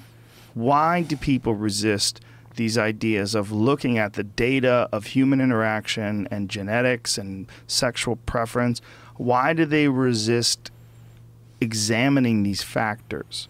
Like, what is it about, and what is it about people that, like that guy that you were talking about, that wants to point at you for examining these factors and call you horrific names, and just for looking at actual provable data that you can, I mean, you could show it, you could, and it's reviewed. You can. Right. What's the motivation? I think it's ultimately ego-driven. So in the case of those Harvard folks, they are committed Marxists, and if evolutionary psychology is right, therefore my pet political ideology is wrong. Therefore, I have to shoot it. That's one example. Let's do a few more. Suppose I am a overweight woman, okay, and I don't get much action on the mating market. One of two things can happen. I could either believe that there is an evolved preference that men have for certain universal standards of beauty, or I could go for the much more comforting message, which is that these beauty standards are arbitrary, sexist, patriarchal standards, and if only men would stop being shallow and buying into these Hollywood images, then myself, this beautiful 800-pound woman, would be getting all the action in the world. So it's nothing wrong with me. It's that there are outside forces that are causing these arbitrary preferences to arise, right? Naomi Wolf wrote a book in the early 90s, The Beauty Myth, that sold millions of copies, where she argued that there is no such thing as universal standards of beauty. It's all a beauty myth. It's the patriarchy that imposes these beauty myths on women to attack their sense of self. Well, if I'm a woman who doesn't score well, even if I'm a man, for example, and we know that women prefer men of high status, well, I could do one of two things. I could get out there and shake my butt and get the status, right? Joe Rogan, nobody gave him all the stuff that you have. You had to work hard for all your success so that you could then hopefully do well on the mating market. Or I could say, you know what, these are all arbitrary standards. I mean, in a just world, my being a lazy, apathetic beta male would just be as worthy of love. And so I think ultimately there is an element to biological-based explanations that's unhopeful to most people, right? The idea that we could all be anything is a lot more hopeful. And the idea that we could all be anything unconstrained by biology only exists in the recesses of ideologues. The world is not made up like that. Beautiful people are more symmetric. Now, that doesn't mean that if you're not symmetric, you're doomed to a life of celibacy. But know the fact that Brad Pitt is considered handsome because he exhibits certain cues that women all around the world agree are beautiful. So to answer your question, there is something very non-hopeful about buying the idea that we are biological beings. It's a lot more comforting to know we are infinitely malleable, infinitely socializable, because then any of us could be anything. Given the right conditions, I could be the next Lionel Messi. That's hopeful, and therefore I'd like to subscribe to that. I think there's absolutely something to what you're saying. Okay. But I think there's also this very strange and vague possibility that we are aspiring to a higher standard because we recognize that human beings are evolving and that we're moving into some strange place where we're no longer just creatures of the flesh. And that this need to put people on this even playing field is a part of this aspiration. I definitely think there's these influences, and I definitely think there are these. There's a lot of people that look at beautiful people and they get upset.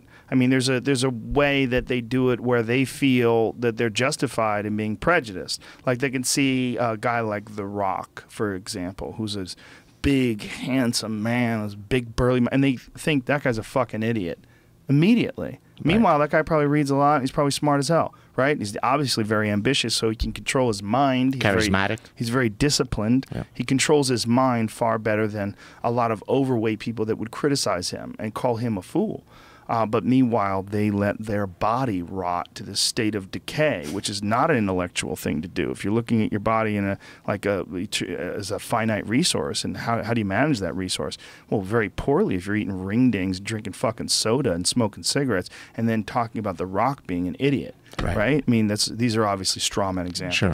But I wonder if what we're doing with what's going on in Canada and this liberal social justice warrior approach to everybody being equal, and if they're not, let's try to make them equal, and if there's anybody that's superior, let's try to push them down and bring the brown people up. And I wonder if we're trying to achieve some sort of equilibrium, some sort of balance, some sort of state where we're no longer just monkeys. We're no longer just creatures of, I want to fuck her because she's got big tits. Right. These are base ideas. These are base instincts that it's fine if we observe them in bonobos, but we don't want to see them in Harvard-educated kids, right? So the male gaze becomes problematic, right?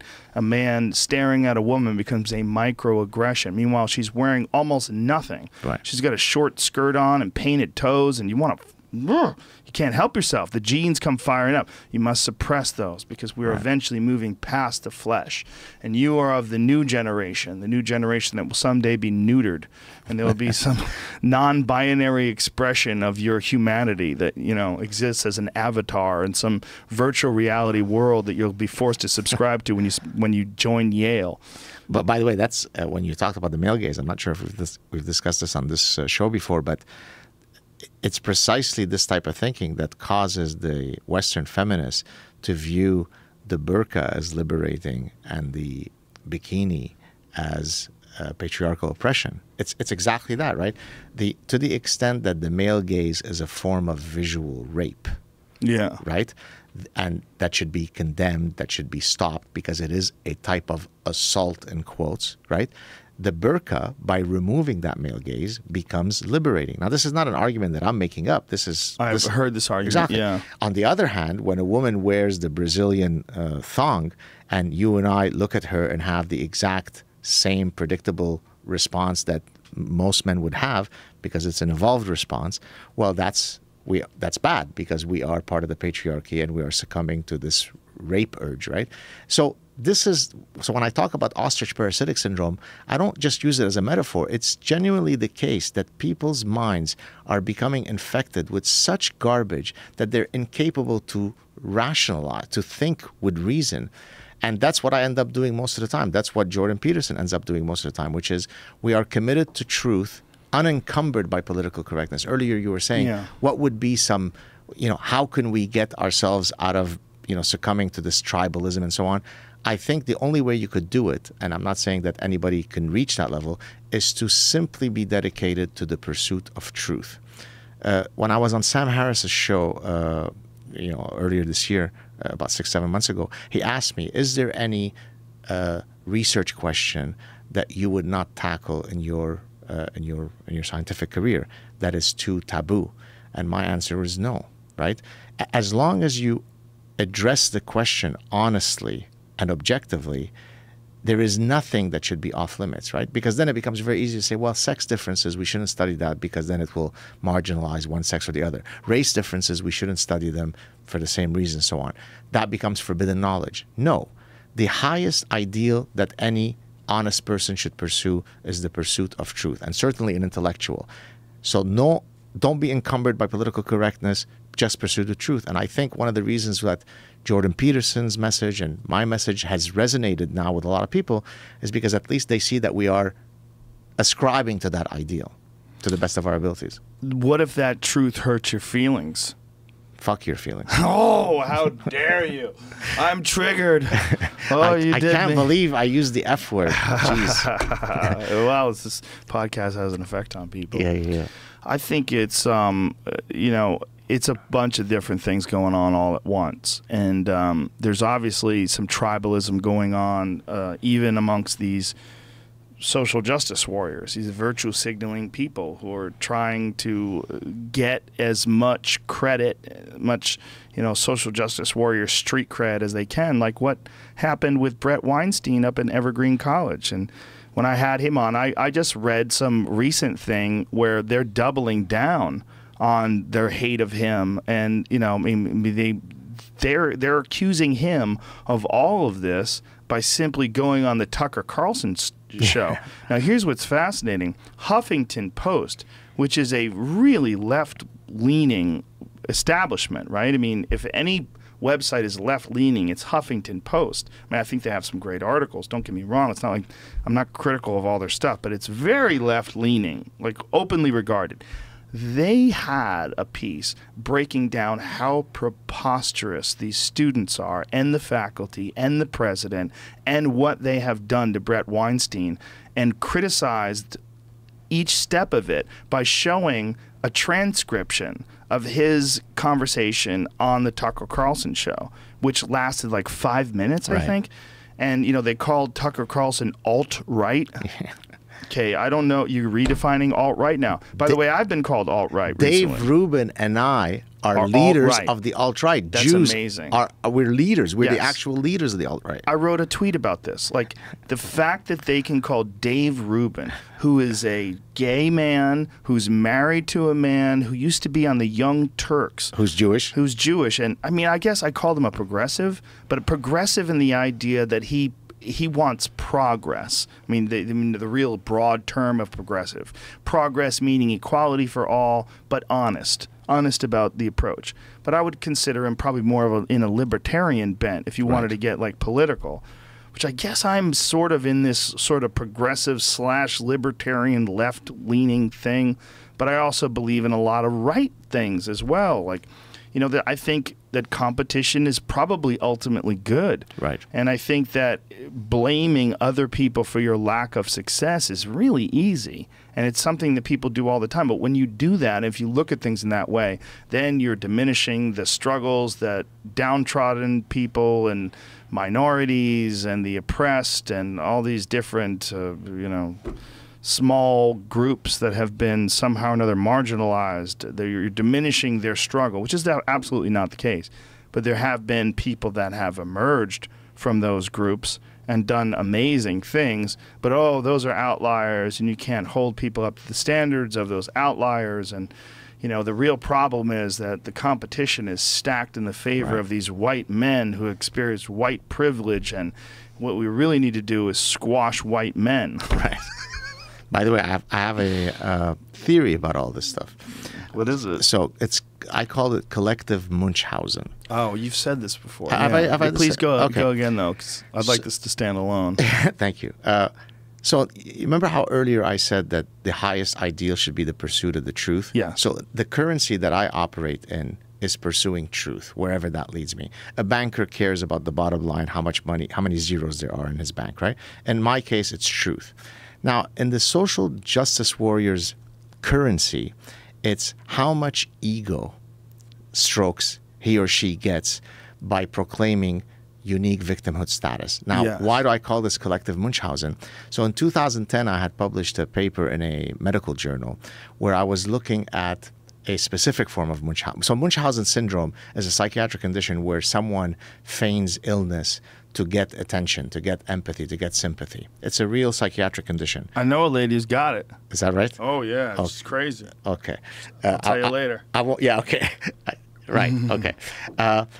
Munchausen syndrome by proxy is a different situation where you try to get your ego strokes by harming someone else and then getting the reward. So what does that mean? You're, for example, a biological mother who has this condition. You will harm your child, your biological child, so that then you could take him to the hospital and people say, oh, poor you, you've got a sick, ailing child, and so on. And then you get your orgasmic strokes by getting that attention and that empathy, right? Or you could do it if you have a pet, or sometimes with elderly parents, but usually it's your biological child. So I was writing a paper trying to explain this from an evolutionary perspective, how this pathology could arise. And so that's how the psychiatric syndrome was in my radar. And then as I started seeing all these social justice warriors navigating the world through a game of oppression Olympics, where the highest goal you could achieve is to be declared the winner of the oppression Olympics game, right? It's not the pursuit of truth. It's not making the most money. It's, can I be anointed as the guy with the greatest? And I call this collective Munchausen because it becomes a form of Munchausen, but at the collective level, right? Let me give you another example as relating to Donald Trump. When Donald Trump won the election, just on my Facebook page, private, personal Facebook page, I would see people outdoing each other, almost as if it were satirical in terms of their collective Munchausen. I am a brown woman who's attending this university. Now that Donald Trump has won, I'm afraid to go to classes. I mean, just think about how outrageous that sounds. I mean, you may like or dislike Donald Trump. Do you genuinely believe that your ability to take classes in your bullshit college in Maine is going to be affected? you're going to experience personal safety because Donald Trump is setting up roadblocks so that he could create internment camps for all women of color so that they get gang raped. What is the fear that you have that you're literally writing? But they're testifying, right? They're testifying to, and so it becomes this collective psychosis where the way that I win is by demonstrating that I am the biggest victim. And so that's what social justice warriors do, is that they have to win that game. And so there is no, so the Brett Weinstein example is those guys seeking to win those Olympics. How dare you say that you could come on campus? Don't you know what kind of victims we are and so on? It's a complete departure from reason. It's grotesque. It's a psychiatric condition.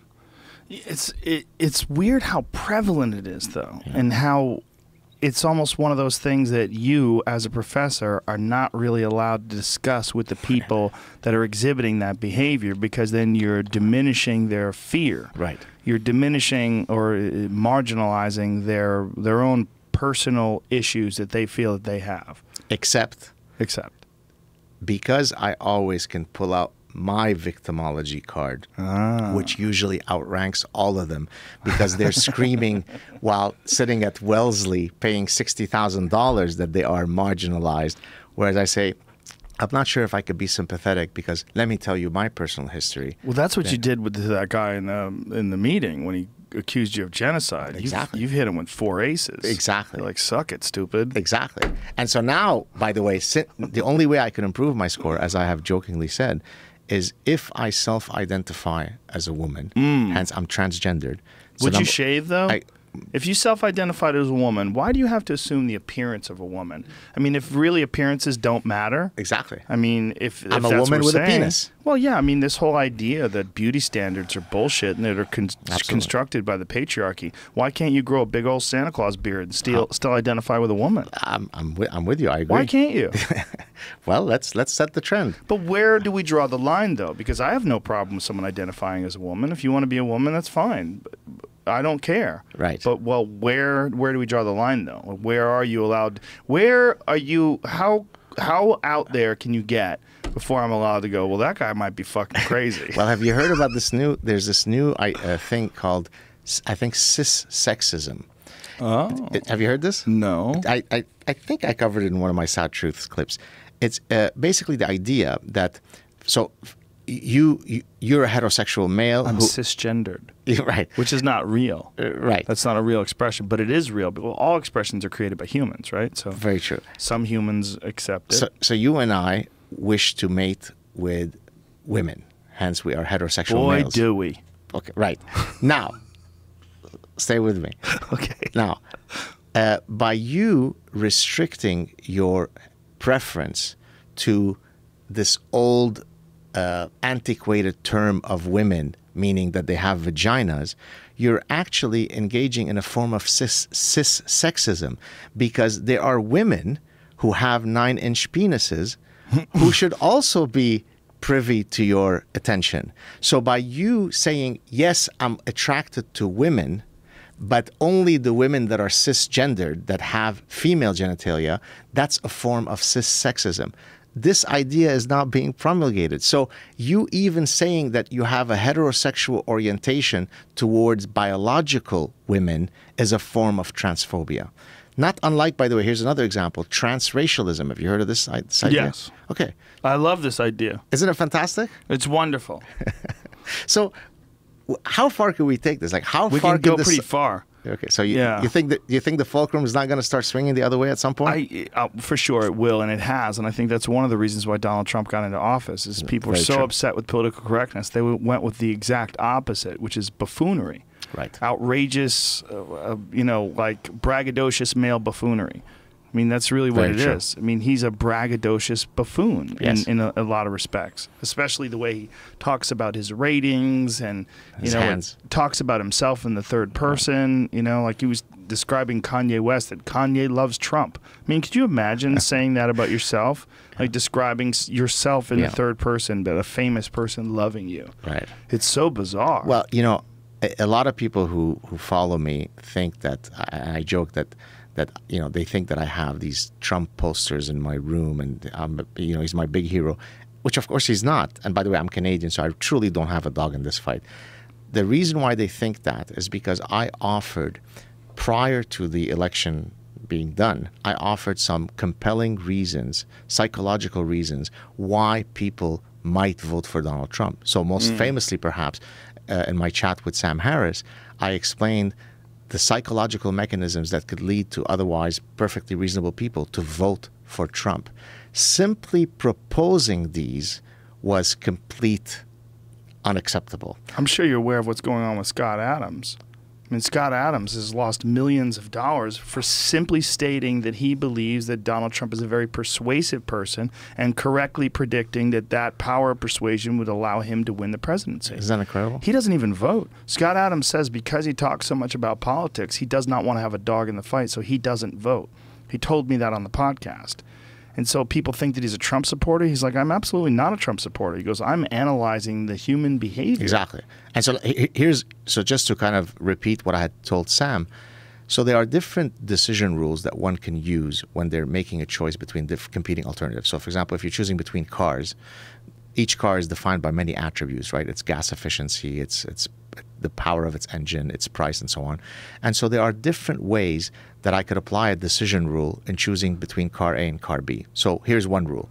I could take all the attributes, put them together, multiply them by the importance weight of each attribute, and pick the best product. So using that decision rule, maybe Hillary Clinton would have won. Because maybe if you put all the attributes together, she ends up scoring higher than Donald Trump.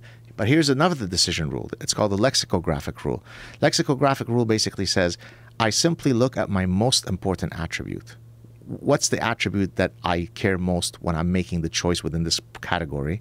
And I simply choose the alternative that scores higher on that most important attribute. So for example, if it were cars, I only care about the power of the engine, so I choose car A because it has a stronger power engine, right?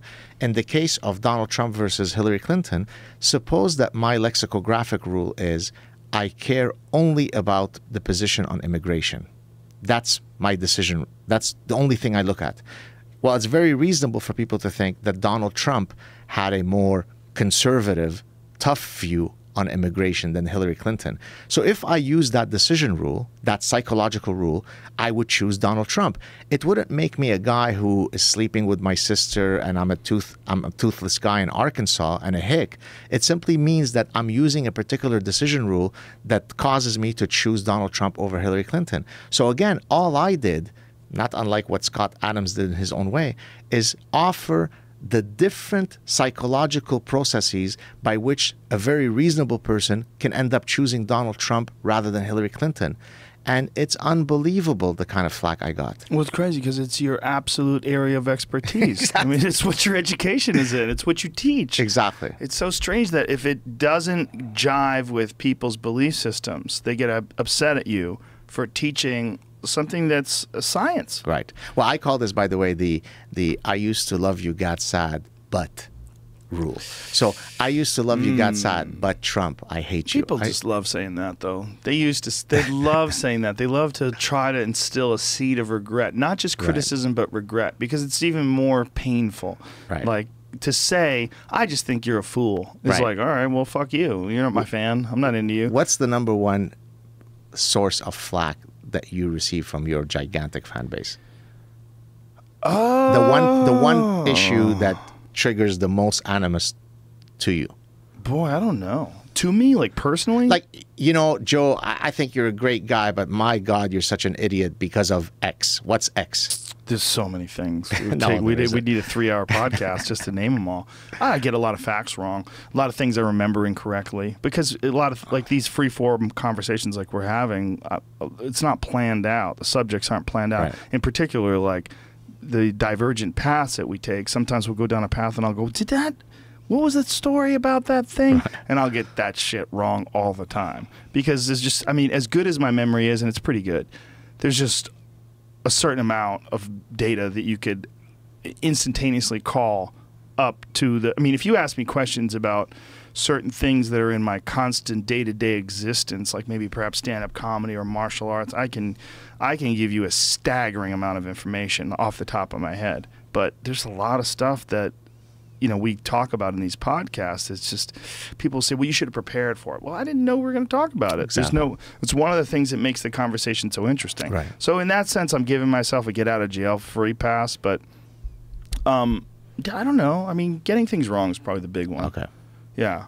Talking over people, being a meathead, all those things I'm guilty of. I think probably the number one thing for me over the past few months has been this Trump thing, where people simply can't understand. They think I'm his water boy, which of course I'm not. But I'm simply saying, look, very, very reasonable people could have converged to a Trump decision, a vote. But don't you think that's like one of those 140 character criticisms? Like it's really, like Right. I've been called a Trump supporter. I'm 100% not. Right. But because of the fact that it's a cruel thing to say to someone, yeah, still loving Trump now, you fucking idiot. Like, loving Trump.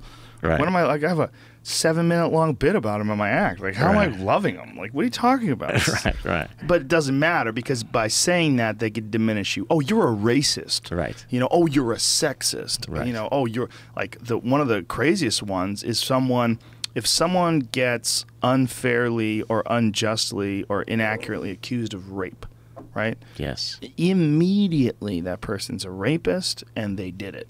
And it is incredibly difficult to exonerate yourself from that.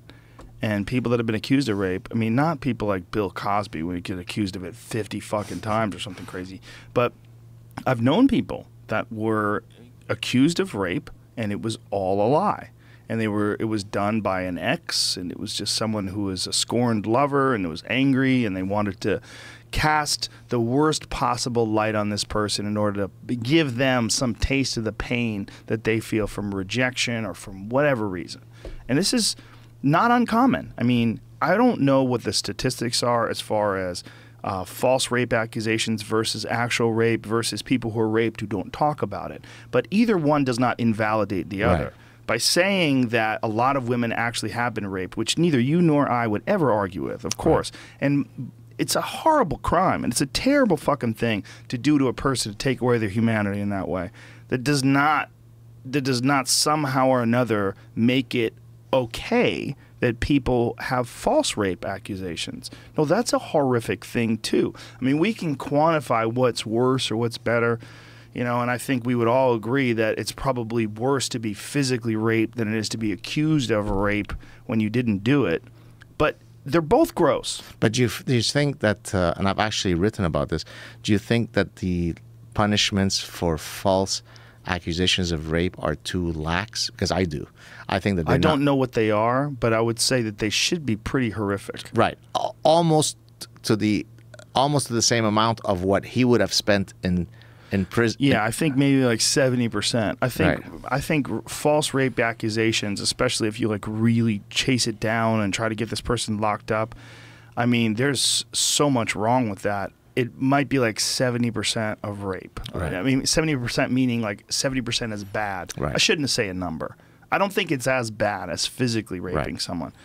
But it's in the neighborhood. But I mean, think of it this way, not to get too philosophical. Every day that a guy spends in prison as a falsely accused rapist, while you, the woman who falsely accused him, is sitting in your house, I mean, you are, quote, committing the crime every day of his life, right? Every day that you don't step forward, you're punishing that person. You're punishing, right? Yeah. I mean, again, not to diminish that one act of rape, but you are raping this guy metaphorically if not literally, because he probably is going to be raped in prison for having that accusation on top of his head, right? Right, because that's a targeted person. That's a targeted person. So in a sense, you're almost as diabolical as a true rapist because you are living with that false information, and every day you're going to buy your tomatoes and groceries unencumbered by the fact that there is a guy sitting in prison who's probably passing some very ugly moments because you're unwilling to correct the wrong that you've done. So I think it's a pretty diabolical person who does that. It's definitely a diabolical person. The problem is whenever you bring up this diabolical person,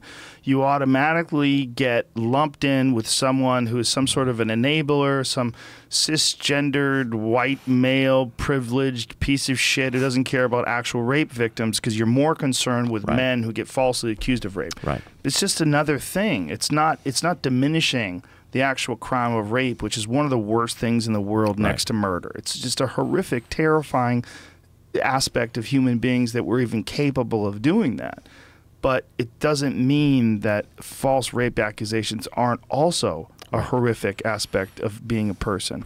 There's just a lot of shitty behavior that people exhibit. And as soon as we lock ourselves into these little groups that will always blindly support. Like, I have this bit I've been doing lately about a bumper sticker I saw on a girl's car that said, "Girls kick ass." I'm like, can you imagine if a guy had a bumper sticker that said, "Boys kick ass"? I mean, it's so you're signing off on 160 million people? That's so crazy.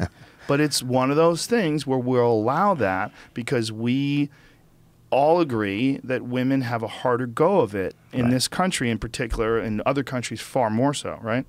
And we could go back to ideology for the reason for that, what we were talking about earlier. By the way, speaking of rape, I don't think we've mentioned this ever on this show. Two of my colleagues, one of whom I know well, the other one not so much, if at all, wrote a book around 2000 or 2002 offering an adaptive evolutionary explanation for rape. Ooh. Yeah, there you go. You don't need to hear anything more, right? How's that guy doing? Yeah, exactly. So actually, I'll tell you their names.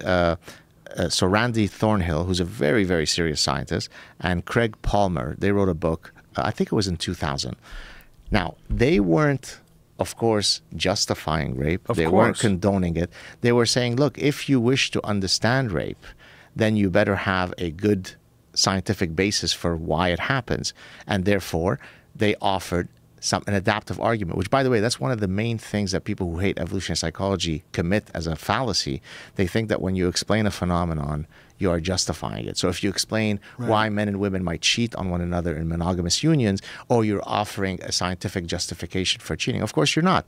Usually my rebuttal is the guy who studies cancer, an oncologist, does that mean he is for pancreatic cancer? He's justifying? No, he's just trying to explain why pancreatic cancer happens. Is that across the board, though? I mean, what if you try to explain why people commit violent crimes, or explain why people steal things from stores? Yeah, that's a great question. I think there are certain phenomena that trigger that response more than others. And it's an open empirical question.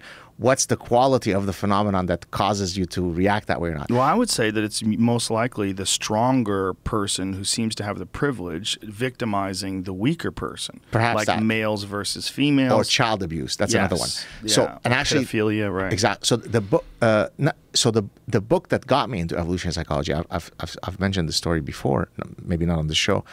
It was my first semester as a doctoral student at Cornell, and the professor, this was an advanced social psychology course, and the professor assigned a book called Homicide by two pioneers of evolutionary psychology, husband and wife team, Margot Wilson and Martin Daly, where the book is about understanding patterns of criminality via an evolutionary lens. And one of the things in the book that had struck me as so powerful was looking at child abuse in the home and then demonstrating that there's a very clear evolutionary reason why that happens. So let me ask you this. Have we discussed this before in this show? I don't think so, right? I don't recall. Okay. So can you guess at all what is the #1 greatest predictor of there being a child abuse in a home? So, for example, you might say, oh, it's poverty. You might say... I would say it's probably parents that were abused as children. No, bigger than that. Bigger than that. Much bigger. As a matter of fact, that one factor is 100-fold greater than... So in other words, typically when you say what's called an odds likelihood ratio, 1.2. So you have a 20% greater chance of getting cancer if you smoke. Okay? Right. So just having 1.2 greater odds is considered a big number. Here I'm telling you 100-fold greater. So it's something that's almost never seen in science. What is it? Having a step-parent in the home. Whoa. Okay? Now, think again here of another animal. And again, the people who don't like... 100 times greater? Listen to this. So, and actually it's now been called the Cinderella effect. Because in Cinderella, right, she shows the evil stepmother loves her two biological daughters, but hates the stepdaughter Cinderella. So that's... Right. Okay. Now, think about with lions, right? In a lion pride, you have one or two dominant males who control and protect the pride and who control sexual access to the females. There's constant testing of these males, by bands of young males who are looking to take over. And for a while, the resident males win out, and then eventually they lose. When they lose and they're either killed or banished from the pride, what's the first thing that the new incoming bosses do? They kill the babies. Boom. They kill the babies. What happens to the females, the lionesses? When they kill them, they go into estrus, yeah. right? So, I mean, instead of playing Barry White music and the violin to get them in the mood, kill their children and they get in the mood, right? Nature is brutal, right? Well, in the context of humans, when you have a step-parent who is not biologically linked to the child, it simply increases the likelihood of there being abuse, right? Now, usually when you explain this, what is the first thing that people say? Oh, well, I grew up with a stepfather and he didn't do this to me. You're an asshole. Or, but what are you saying? That means it's okay to do it because you're explaining it? So look how they conflate explaining a phenomenon with justifying the phenomenon. Right. So I think rape, child abuse, and probably marital infidelity are the three evolutionary phenomena that when you explain using an evolutionary lens, people go completely wacko. Yeah, that makes a lot of sense. I mean, it's something that you almost can't look at it. That's right. Forbidden knowledge, as per my conversation with Sam Harris. Avoid that topic because you'll get too much flack, and that's dangerous. Nothing should be forbidden. So these scientists that wrote this book where they were examining rape and the causes of rape, what was the repercussions? So I was invited. So Randy Thornhill is at the University of New Mexico, and he's still there. Great guy. When he invited me to, when his group invited me to give a talk at the university, him and I went out for a while, and I asked him that question. He said at one point there had to be constant police patrols because of all the death threats and so on that he was getting. Now, I suspect that at this point it has subsided. This is 15, 16 years ago. But when the book first came out, it was dangerous to be Randy Thornhill. Well, isn't it so bizarre where people that you would think of the left, right? And as soon as you think of people that are liberal and progressive, you think these are nonviolent folks that just want peace and happiness and love. But look what happened in Evergreen. I mean, this is what Brett Weinstein talked about, the threats, and then all of a sudden you've got vigilante patrols with tasers and baseball bats, and these are kids that are running around trying to justify using violence because someone doesn't agree with their thoughts. The whole idea of it was a day of absence, a day of inclusion, right? Or day of presence, right? Right. That was the idea, was that white people should stay home. And Brett Weinstein was like, that's fucking racist. Like, you can't do that. And he, as he self-describes, is a deeply progressive person. Right. And all my conversations with him indicate that in a huge way. I mean, he's just a really open-minded, progressive guy who he doesn't want racism against white people to exist any more than he wants it against black people. But by the way, so he came on my show too. We had a great chat. And he's like in hiding now. Sorry to interrupt you. Yeah, no problem. Isn't he? I mean, I don't know if full hiding, but he's certainly not on campus. Well, that's what you mean. I believe he said he had to move his family. Yeah, I even know where, but maybe I shouldn't say where. Well, if you look at the comments section, I wonder if the same thing happened when he came on your show. I was amazed at the animus that was being levied at him from people who were saying, hey, the guy is part of the problem. He's a progressive who created the monster that is now biting his ass, and so let the snake. And I thought that was so uncharitable. You didn't get that? Okay. No, I didn't get that, but I do understand why fools would think that, because he's not. The real, true progressives, like non-ideologically based progressive, it's a good thing. Exactly, it's a good thing. I mean, in order to think that, hey, man, we should all be the same, regardless if you have dreadlocks or a shaved head, or if you're white or black, or it's a weird thing, like sexual preference, like we were talking about this before, like if a man is only sexually attracted, if he says, I am sexually attractive, I prefer white women, you are a fucking racist. But if you say, I prefer black women, like, ooh, spicy. Weird. By the way, this cuts both ways. So and I've actually commented on this. If you say, I'm attracted to overweight women, you are objectifying and fetishizing our corpulent bodies. Are you? No, that's what they'll say. That's what they'll say. They're the complainers. I should be happy somebody likes them. If you say, I don't like fat women because I'm not, then of course you're a big, so same thing with black women, right? If you say, look, I just have a preference for black women, oh yeah, it's the old stereotype of the sexual black woman with the beautiful behind, you're objectifying us, you're racist. If you say, you know, I really don't like the body types of black women, I prefer Asian women, well, you're a racist. So all roads lead to you being an asshole. If you like them, it's bad. If you don't like them, it's bad. What if you just say you just enjoy dating black women because of the way they communicate? Is that racist? Someone will probably accuse you. Listen, correcting somebody for their grammar, if it's part of their dialect, is racist, right? So Ebonics. Actually, I was coming, when we were coming here, I was listening to a song by, I can't remember, Sierra? Do you know who that is? No. She's a hip-hop singer.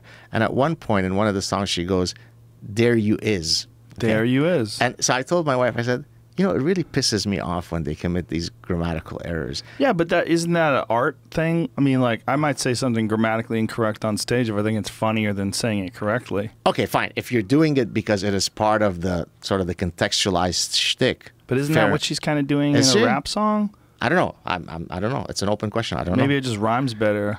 There you are. Don't say there you is. There you is. But what if it's she's trying to rhyme? What rhymes with is?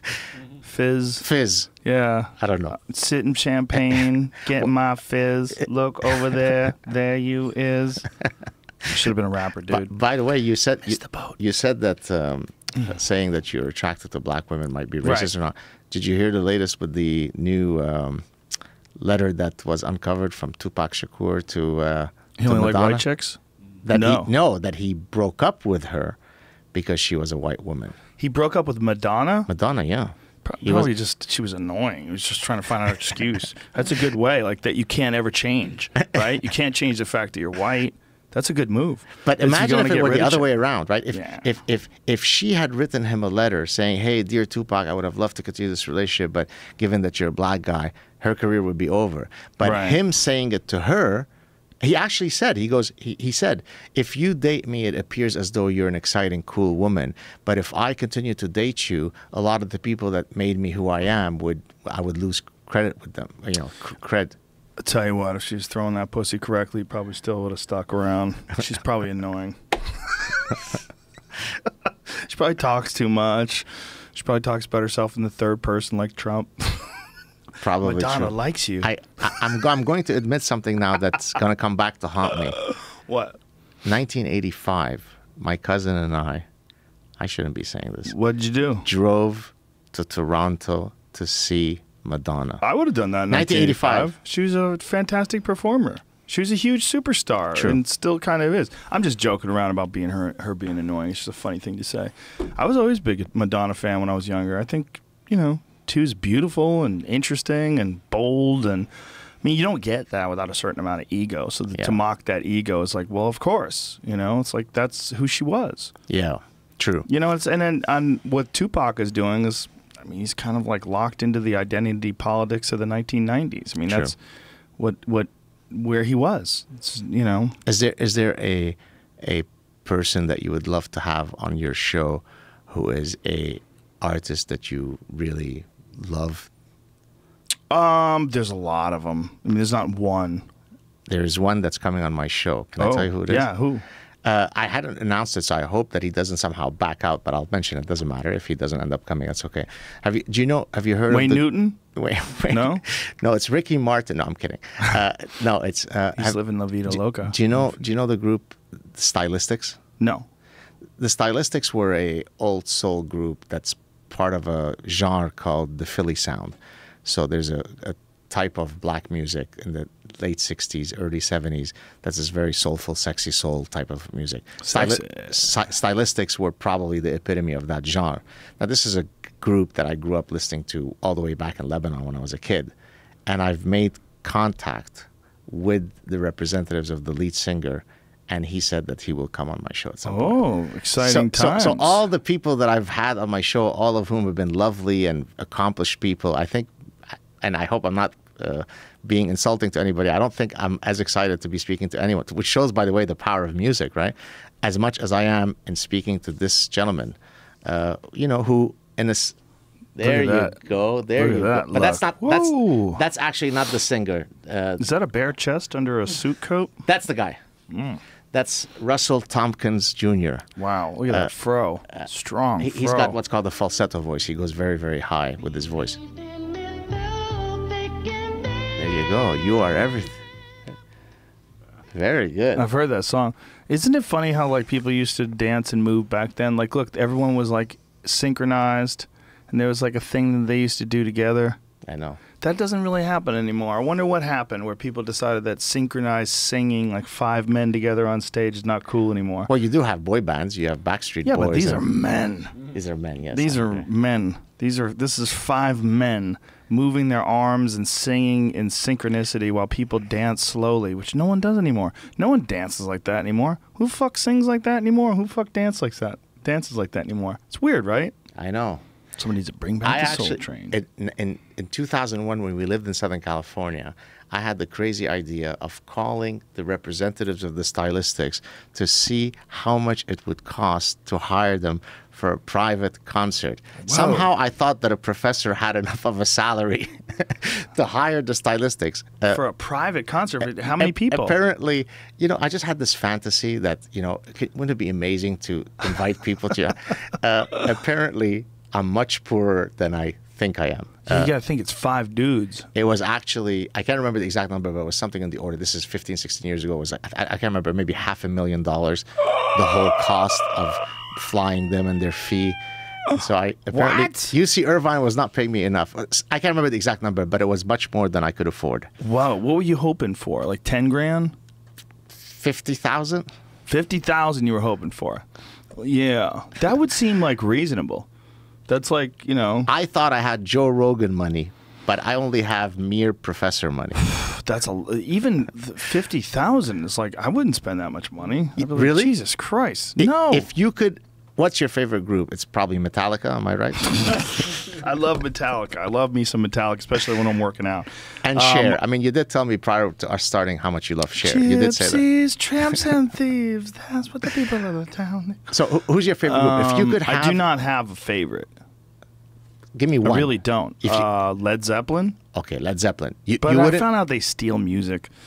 Oh, the Stairway to Heaven story? Yeah, that hurts me bad. No, but then they get... Allman Brothers? What they got exonerated because they paid off some fucking people. Is that true? Do you know how much money they would have to give back? How much the record companies would have to give back? But it was established that it was stolen? Like, in terms of the... You want to play it? You want to play it so we can hear it? Here, let's play it. So we could just... Can we do it, or will they fuck us? YouTube would. YouTube will fuck us. All right, so we'll do this, and it won't be on YouTube. So the people listening right now on YouTube are not going to hear shit. But this is what we'll do.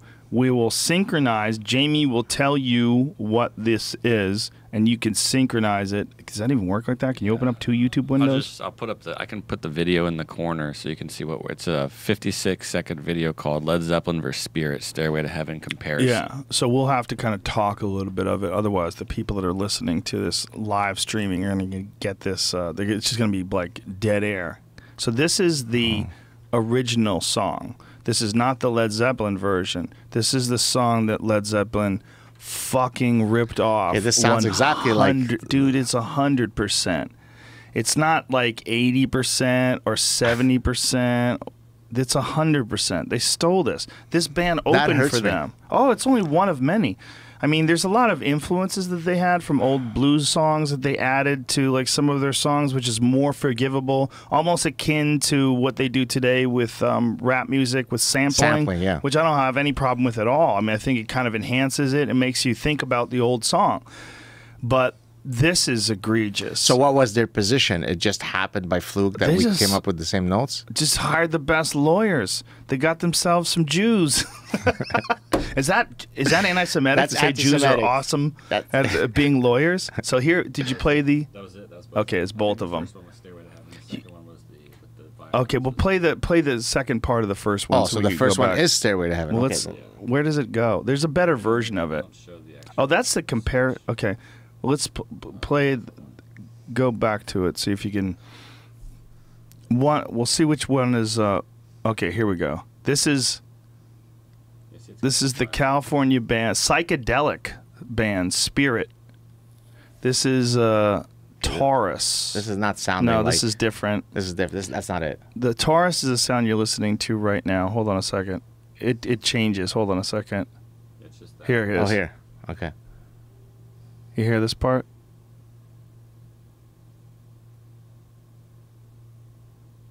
Yeah, okay. The chords Yeah, sound that's not even a good That's not- version. yeah. There's a better... It's just that riff is the part that's in question. That's it? Yeah. Maybe it was one of the other songs. Yeah, there's other songs that have Okay, so Yeah. notwithstanding the potential for them having done some unsavory things, They're pretty badass. you wouldn't spend $50,000 No. to... You have as your guest of honor the Godfather at your house, and then you say, "Ladies and gentlemen, I'm gonna Led do it Zeppelin." for you. You're gonna.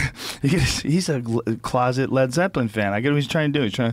You know how much money you'd have to first of all. You know how much money you'd have to pay. Like you always hear about these guys, like in the Middle East, some sheiks that $1 million hire bucks, Rihanna to go over there and perform. I think $1 million is like a bargain. You Is know? that right? Yeah, Yeah. like. What didn't Beyonce go and do some crazy concert for New Year's in Dubai for somebody for like $5 million or something? Yeah, it pays to be super famous, I guess. What do you think Super of famous singer. Janet Jackson marrying some oil sheikh? Yeah, she's Or like some- full on burqa now, she's full right? on burqa. Yeah, well, Some of those videos need to be expunged from our collective memory now. how about right? when she pulled a tit out at the Super Bowl? Jay-Z and Oh. Kanye paid $6 million to perform in Dubai. It's hilarious. Is there a place that you would be invited for a very large sum of money that you would refuse because you disagree politically or ideologically with whatever that person who's inviting you stands for? Or for do you- sure. Okay. Yeah, for sure. But certainly they didn't think No. they were bought for some price. Well, it's a little bit different what they do because they would go over there and I guess they would know like what their material would be. You know, Right. like if they went over there to perform 99 Problems, like Jay-Z's lyrics are out there. You know, Right. they say like, "Hey, we would like you, going to give you $6 million. We want you to sing 99 Problems and all these different songs." The lyrics are clearly established. Right. But if someone like me went over there and did comedy, like who was it? Was it who one of the guests I had in the past? Hal Sparks, I think it was Hal Sparks that went over to Dubai and he had did a bit, and he was told by one of the people in the audience that he was going to be arrested because he referred to one of the royal family by the wrong name. He called him Sir instead of Your Highness. And so they were going to arrest him. Wow. But then some other member of the royal family stepped in and stopped it because they said, no, he was respectful and he just didn't understand the tradition. The And- protocol, yeah. But they were ready to lock him up in a fucking cage because he used the wrong term. Not even in a disrespectful manner. Right. Yeah, it just called him Sir, you know? Whoa. Yeah, like that's not the place that I'm going. I'm not interested in any place. Look, man, there's a real problem with Canada right now. You Right. know, I know you know what happened in Vancouver where a comic was heckled by these lesbians. Yes. And he shit all over them, and Yeah, then yeah. they sued him and won. Yeah. Because he had done something to violate their human rights, because they were heckling not just him but people before him. They were disrupting a live performance. So do you think that this trend of famous comics refusing to perform at universities is only going to continue to increase? Or again, have we reached the maximum and now there's going to be blowback? Because I know Jerry Seinfeld doesn't do it. Chris Rock doesn't do it, right? I haven't done it since 2003, maybe was the last time I did a show at a university. As a conscious choice? 100%, yeah. I don't think they have enough life experience. You know, I like to talk to people that have lived. When I Right. talk to people, I want to talk to someone who has had affairs, love affairs, and has had jobs and been fired, has had education, and I want someone with life experience. Not that there's anything wrong with being 18 Right. or whatever, 19, but I want someone who's got some living under their belt so they Right. know what the fuck I'm talking about. Right. I don't want to have to explain everything. I did a concert once, I did a show once at a university, and I was talking about something sexual, and I saw this bewildered looks in the audience. I go, how many of you people are virgins? I go, don't don't even raise your hand because I don't incriminate you. I go, just blink real fast. And they started laughing, but it got real uncomfortable. I go, would you again? I go, I'm not going to even look at you. I go, I'm going to look at the sky. Would you say that I would be out of line if I said 10% of you were virgins? And the place went, they went, no, that's probably about right. People were like yelling. I'm like, that's crazy. 10% of you are virgins? That's like if there's 200 people, 20 of you are fucking virgins? Really? That's a lot of people. Right. And it's probably more than that. They're probably being modest or not being honest about it. It's nothing wrong with being in college, obviously. But as far as like where I want to perform, I don't have a lot of, if I have a day, there's 24 hours in that day. I don't have a lot of hours to perform at night. If I'm performing at night, I get a couple hours. I like doing actual comedy. I like doing what I do. And then one of the things about comedy is it's different than any other art form in that, like, say if you go to see music, like, you know what you're going to go see. You don't usually just say, oh, live music. Like, right. Oh, let's hope that it's something I'm interested in. We're going to see Jay-Z followed by Johnny Cash followed by Loretta Lynn. No, it's not going to be that way. You're going to go to a rock and roll club. You go to the Viper Room, most likely you're going to hear some rock and roll. You go to a country western bar, you're going to see that. I think with stand-up comedy, people get upset if you're not doing like what appeals to them and their sensibilities. So right. I like to go to nightclubs. That's where I don't even do corporate gigs. I get a lot of offers to do these corporate gigs, and they'll pay you a lot of money because they'll be too tame. The audience, they won't. No, it's just like it's not a real comedy show. It's like you guys are it's like you're Gad Saad paying $50,000 to have these guys sing in your backyard. It's some weird ego thing. Right. I saw my friend Dana White, who he's the head of the UFC. He had a birthday party years back, and Stone Temple Pilots played before that dude died of an overdose. Right. And, man, nobody was fucking paying attention. It was weird. Stone Temple Pilots. I mean, they kind of got everybody to pay attention, got everybody to move towards the stage. But people, A, didn't know to expect Stone Temple Pilots. It was a big surprise. And when I even introduced them, when I introduced Stone Temple Pilots, people didn't even think that it was really going to be Stone Temple Pilots. Wow. Like I said, happy birthday to Dana. I thanked him for everything. And then I said, and I'm going to, blow your mind right now, ladies and gentlemen, Stone Temple Pilots. And they came out, and it was really Stone Temple Pilots. And they went hard. They did it was really, really impressive stuff because they did their full-on concert, like 100% all out. It was intense. It was really amazing. But there wasn't a lot of people paying attention. And while I was sitting there watching that, I was like, you know what? Yeah, never again. I'm never doing. I mean, I'd already decided I wasn't going to do it. I wasn't going to do that anyway. But I remember something that you said, I think, in our first chat several years ago, which has resonated and stuck with me. You were comparing your career as a stand-up comic or in fighting to the truth that comes in science, that you were comparing that to acting, which is very ephemeral and fuzzy. And you were saying basically, look, when you're a scientist, you have to present stuff, and it's either right or wrong, and people are going to judge you. And you analogized it to comedy. You get up in front of a crowd, you either know you're either funny or you're going to bomb. You get up to fight, you either are ready or you're going to get pummeled. And I thought that was a really good analogy because there's truth and honesty in that, right? There's no way to wing it as a comic. You get up and you better be funny, right? Yeah, but it's very subjective. Like one thing that might make you laugh is different. Someone might think is terrible. I mean, there's a lot of people that are fans of certain comedians that other people think are awful. It's just like music. There's certain types of it's all subjective. It's like when you consider art, what's really like fighting even, it's like it's not necessarily even who's necessarily better. Sometimes it's like what happened in the moment. Like sometimes dudes collide heads and it changes the course of a fight. And it's not because of a skill. It's because in the moment something happened chaotic. Like someone got poked in the eye and they couldn't see well and then they got knocked out. Are they the worst fighter? Not necessarily. It's like sometimes there's all sorts of unpredictable variables that come into place. There's a guy that I recently, quote, discovered. He's an Italian comedian who had an HBO special. I thought the guy... Sebastian yes. Maniscalco? He's a buddy of mine. He's been on the podcast. No kidding. Hilarious guy. usually when I watch stand-up comics, I mean, I'll laugh a bit. I think this is funny, but that guy in that show, I've probably watched it was on Showtime. It was on Showtime. Yeah. I literally could not stop laughing because somehow his humor very much resonated with some of our sort of Middle Eastern, Italian, sort of, yeah. And I just could so gravitate towards him. This guy's fantastic. He really is. He's a great guy too. He's like, nobody hates that guy. Like, that guy's loved in the comedy community.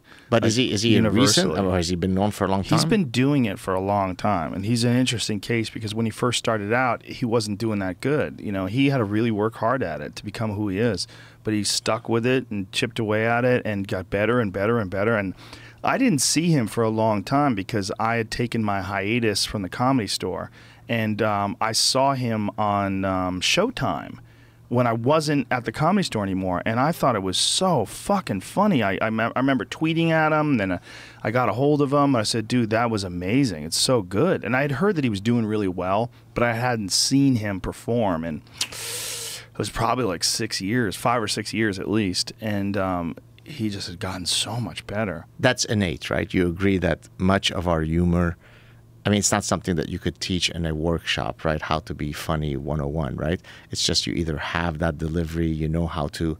I would say you have an ember. Okay. And as long as you have an ember, you could become really funny. But I've met a lot of people that sucked in the beginning, and they just got really good. Because they really worked hard at it. And here's the most important thing, and this is like, this relates to what we've been talking about. Being objective about the actual root cause of why people like you or don't like you. Try to figure out what it is about what you're doing that people don't like and correct it. Right. Get better, improve. And the only way to improve is not blame the audience. Oh, you're a bunch of stupid. You don't understand my joke. Yeah, I mean, but people do that, and the people that do make those excuses and don't instead look internally. You know, like sometimes you can have a bad set and you got to say, well, you know what, man? I fucked that up. I just wasn't tuned in. I gotta readjust. Maybe I was sick that day. You know, there's always like reasons necessarily, not necessarily excuses rather, but you gotta examine those uncomfortable moments. And some people excuse themselves by that, by saying that audience sucked, or these people are assholes, or these people are stupid. There's a bunch of excuses that people make, and it's super critical that you don't do that. You gotta look at the whole thing, Do you, in terms of actionable feedback, do you look for it from other professional comics because you trust their opinions more, or are you looking for the civilians in the audience to give you that feedback? Which one is more actionable from your perspective as you're trying to improve your craft? It's very problematic to play for the comedians because comedians like weird shit. Okay. Like, we might like something completely obscure that we don't see coming. But an audience might not be laughing, and you might hear one comic in the back of the room going, bah, that's fucking ridiculous. And the audience doesn't think it's funny. And then there's a trap that the comedians will fall into where they start playing for their peers specifically. There's a bunch of guys that have, I don't want to call anybody out, but there's people that have ruined their career because they essentially became the comic who plays to the back of the room. Wow. And the audience didn't think they were funny. And essentially they're making fun of people who try to be funny and instead exonerating themselves from any real pressure to be funny. Because, hey, I'm here to make the comics laugh. I'm a comics comic. Right. Well, the real comics are comics comic. Like Dave Chappelle's a comics comic. Right. But he kills the audience too. Right. Because he's real. He's got the full package, where there's a lot of comics that bomb in front of the audience, but you'll have like 20 guys in the back of the room that think it's cool to chuckle at obscure references and very bizarre words that get used in some sort of strange Dennis Miller way. would be sort of like that, right? Because he to follow his references takes you like a flowchart of 20 pages long, right? I talked to Norm Macdonald about him once. It was really funny. He goes, yeah, he's not really that smart. He doesn't really know those words. I go, what? He goes, yeah, it's crazy. He just finds out words that people don't know, and he uses them, and people laugh even though they don't know what he's talking about. So someone played a joke on him once where they used some reference. They used some reference on Dennis Miller that they made up. Oh, it was Dom Irrera. Used a reference on Dennis Miller that he made up. And Dennis started laughing at it, even though it wasn't real, because it was like something that you had to be like cool to know. I'll have to get Dom to remember the story, but he was like, he goes, I fucked him with his own thing.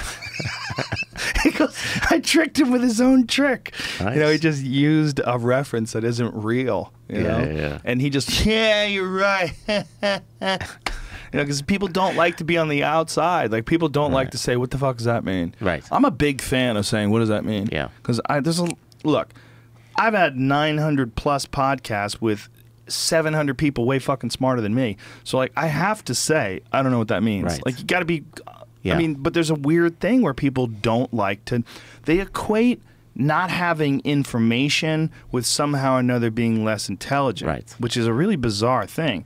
Because, like, it's okay if you're talking to someone about something that you couldn't possibly have data on, like, you know, whatever, a video game, right, that you don't play. Like, what's it about? Like, how's it go? Like, that's okay. That's fine. But as soon as it's something about, like, some sort of cultural reference or perhaps a book that maybe you should have It diminishes you to admit that you don't know it. Yeah. That's a weird thing. Yeah. You know, it's a weird thing to be somehow or another, to feel diminished by information or a lack of information. But it's so funny that you say this, because in my classes, a student will oftentimes ask me a question that has me stumped, and I will usually answer, you know what, I actually don't know the answer to that. Could you send me an email so I could look it up? That's beautiful. And they are really impressed by that honesty. It is. Because it is impressive. Yeah. Yeah. So I hear you, yeah. It takes humility, I guess.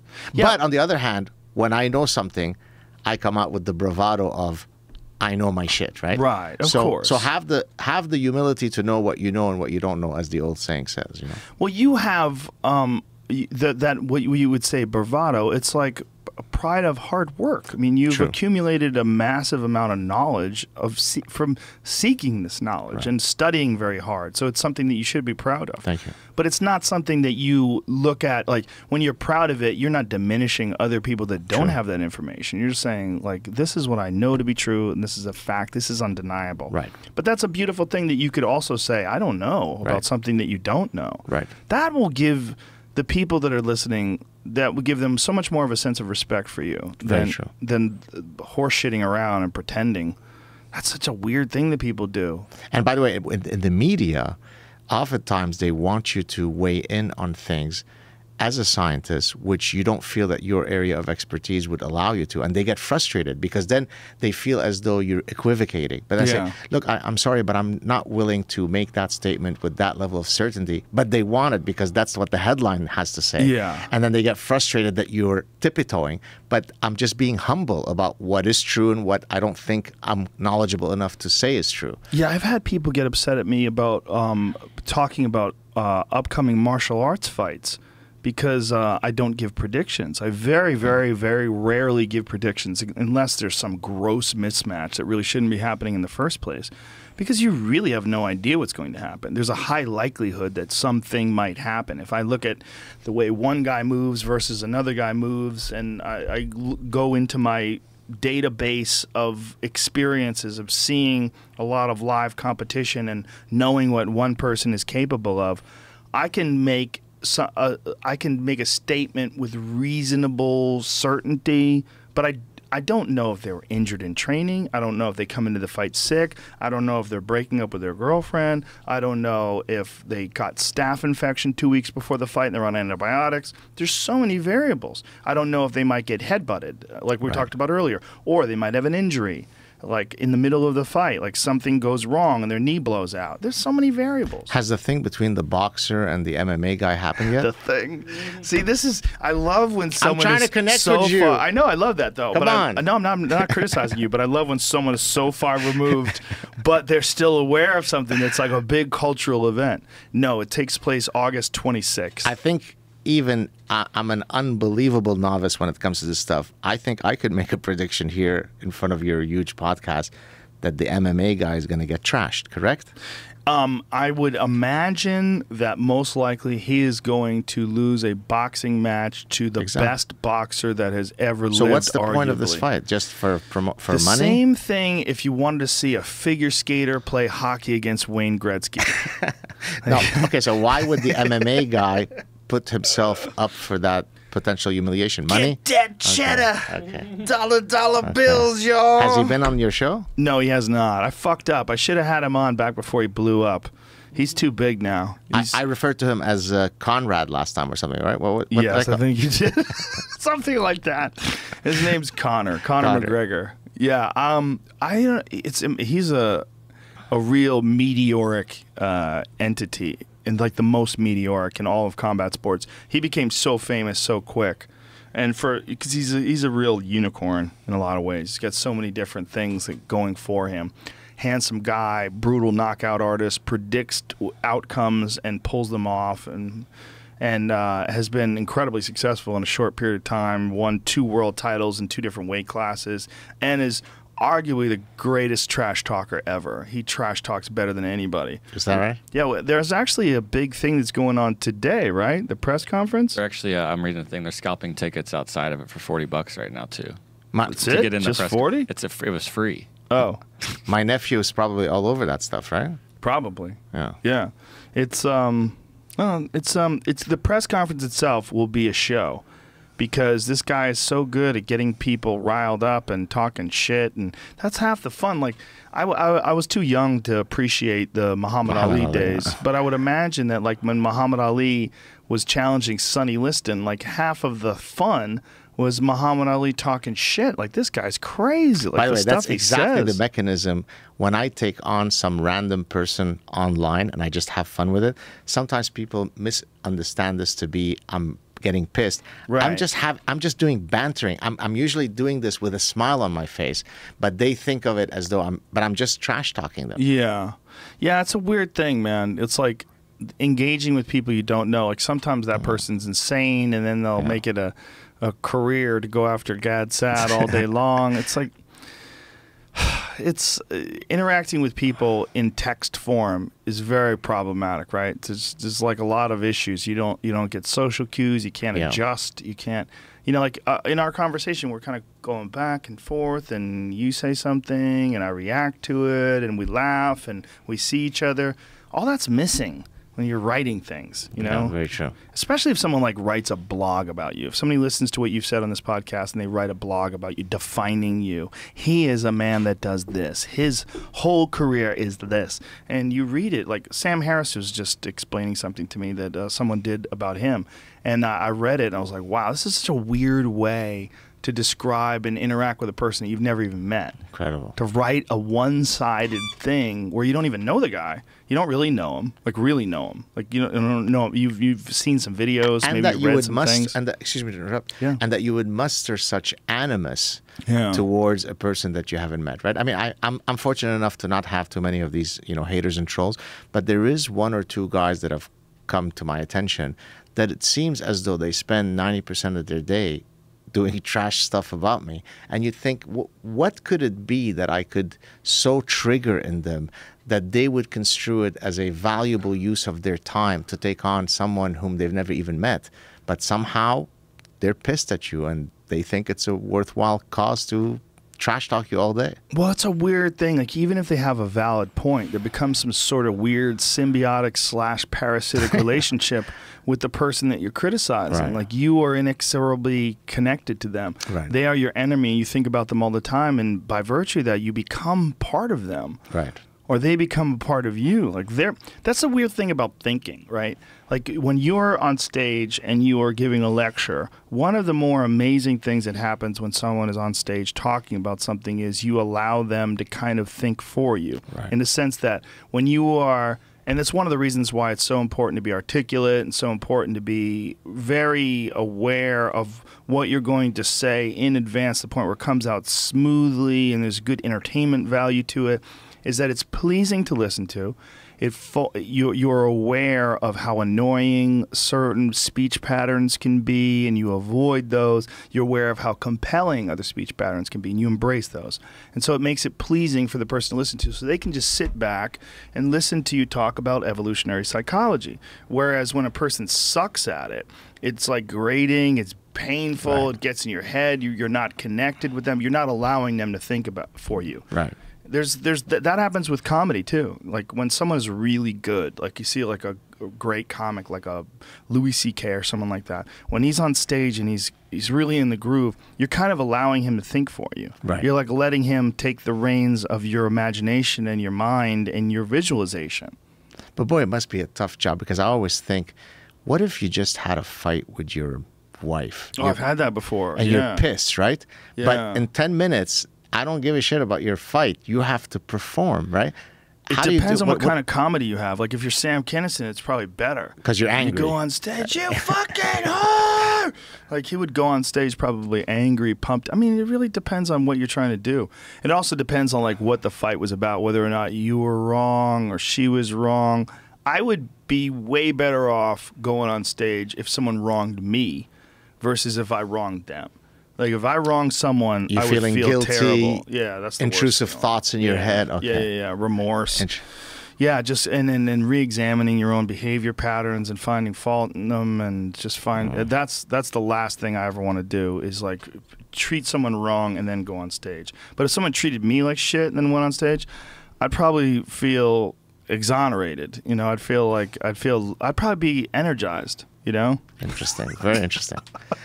I'm not sure how much time we have left. I think we're done. It's 2. We did 3 hours. Isn't that nice. crazy? Unbelievable. Next time we'll talk about, because you mentioned, I guess it's related to regret. Yes. We'll talk about the psychology of regret. The psychology of regret. Let's mark it down. All right. Always a pleasure, my friend. Thank you, buddy. I really, really enjoy these conversations. Likewise. Thank you so much. And tell everybody how to get a hold of your podcast, get a hold of your YouTube videos, rather. Right. So if you want to follow me on Twitter, at Gad, G-A-D-S-A-A-D. If you want to follow me on my YouTube channel, just enter Gad Saad or the Saad, S-A-A-D, Truth. See you soon, folks. Cheers. I'll be back tomorrow with Maynard Keenan from Tool and Pussifer. Woo! It's amazing how quickly it goes. I wasn't sure when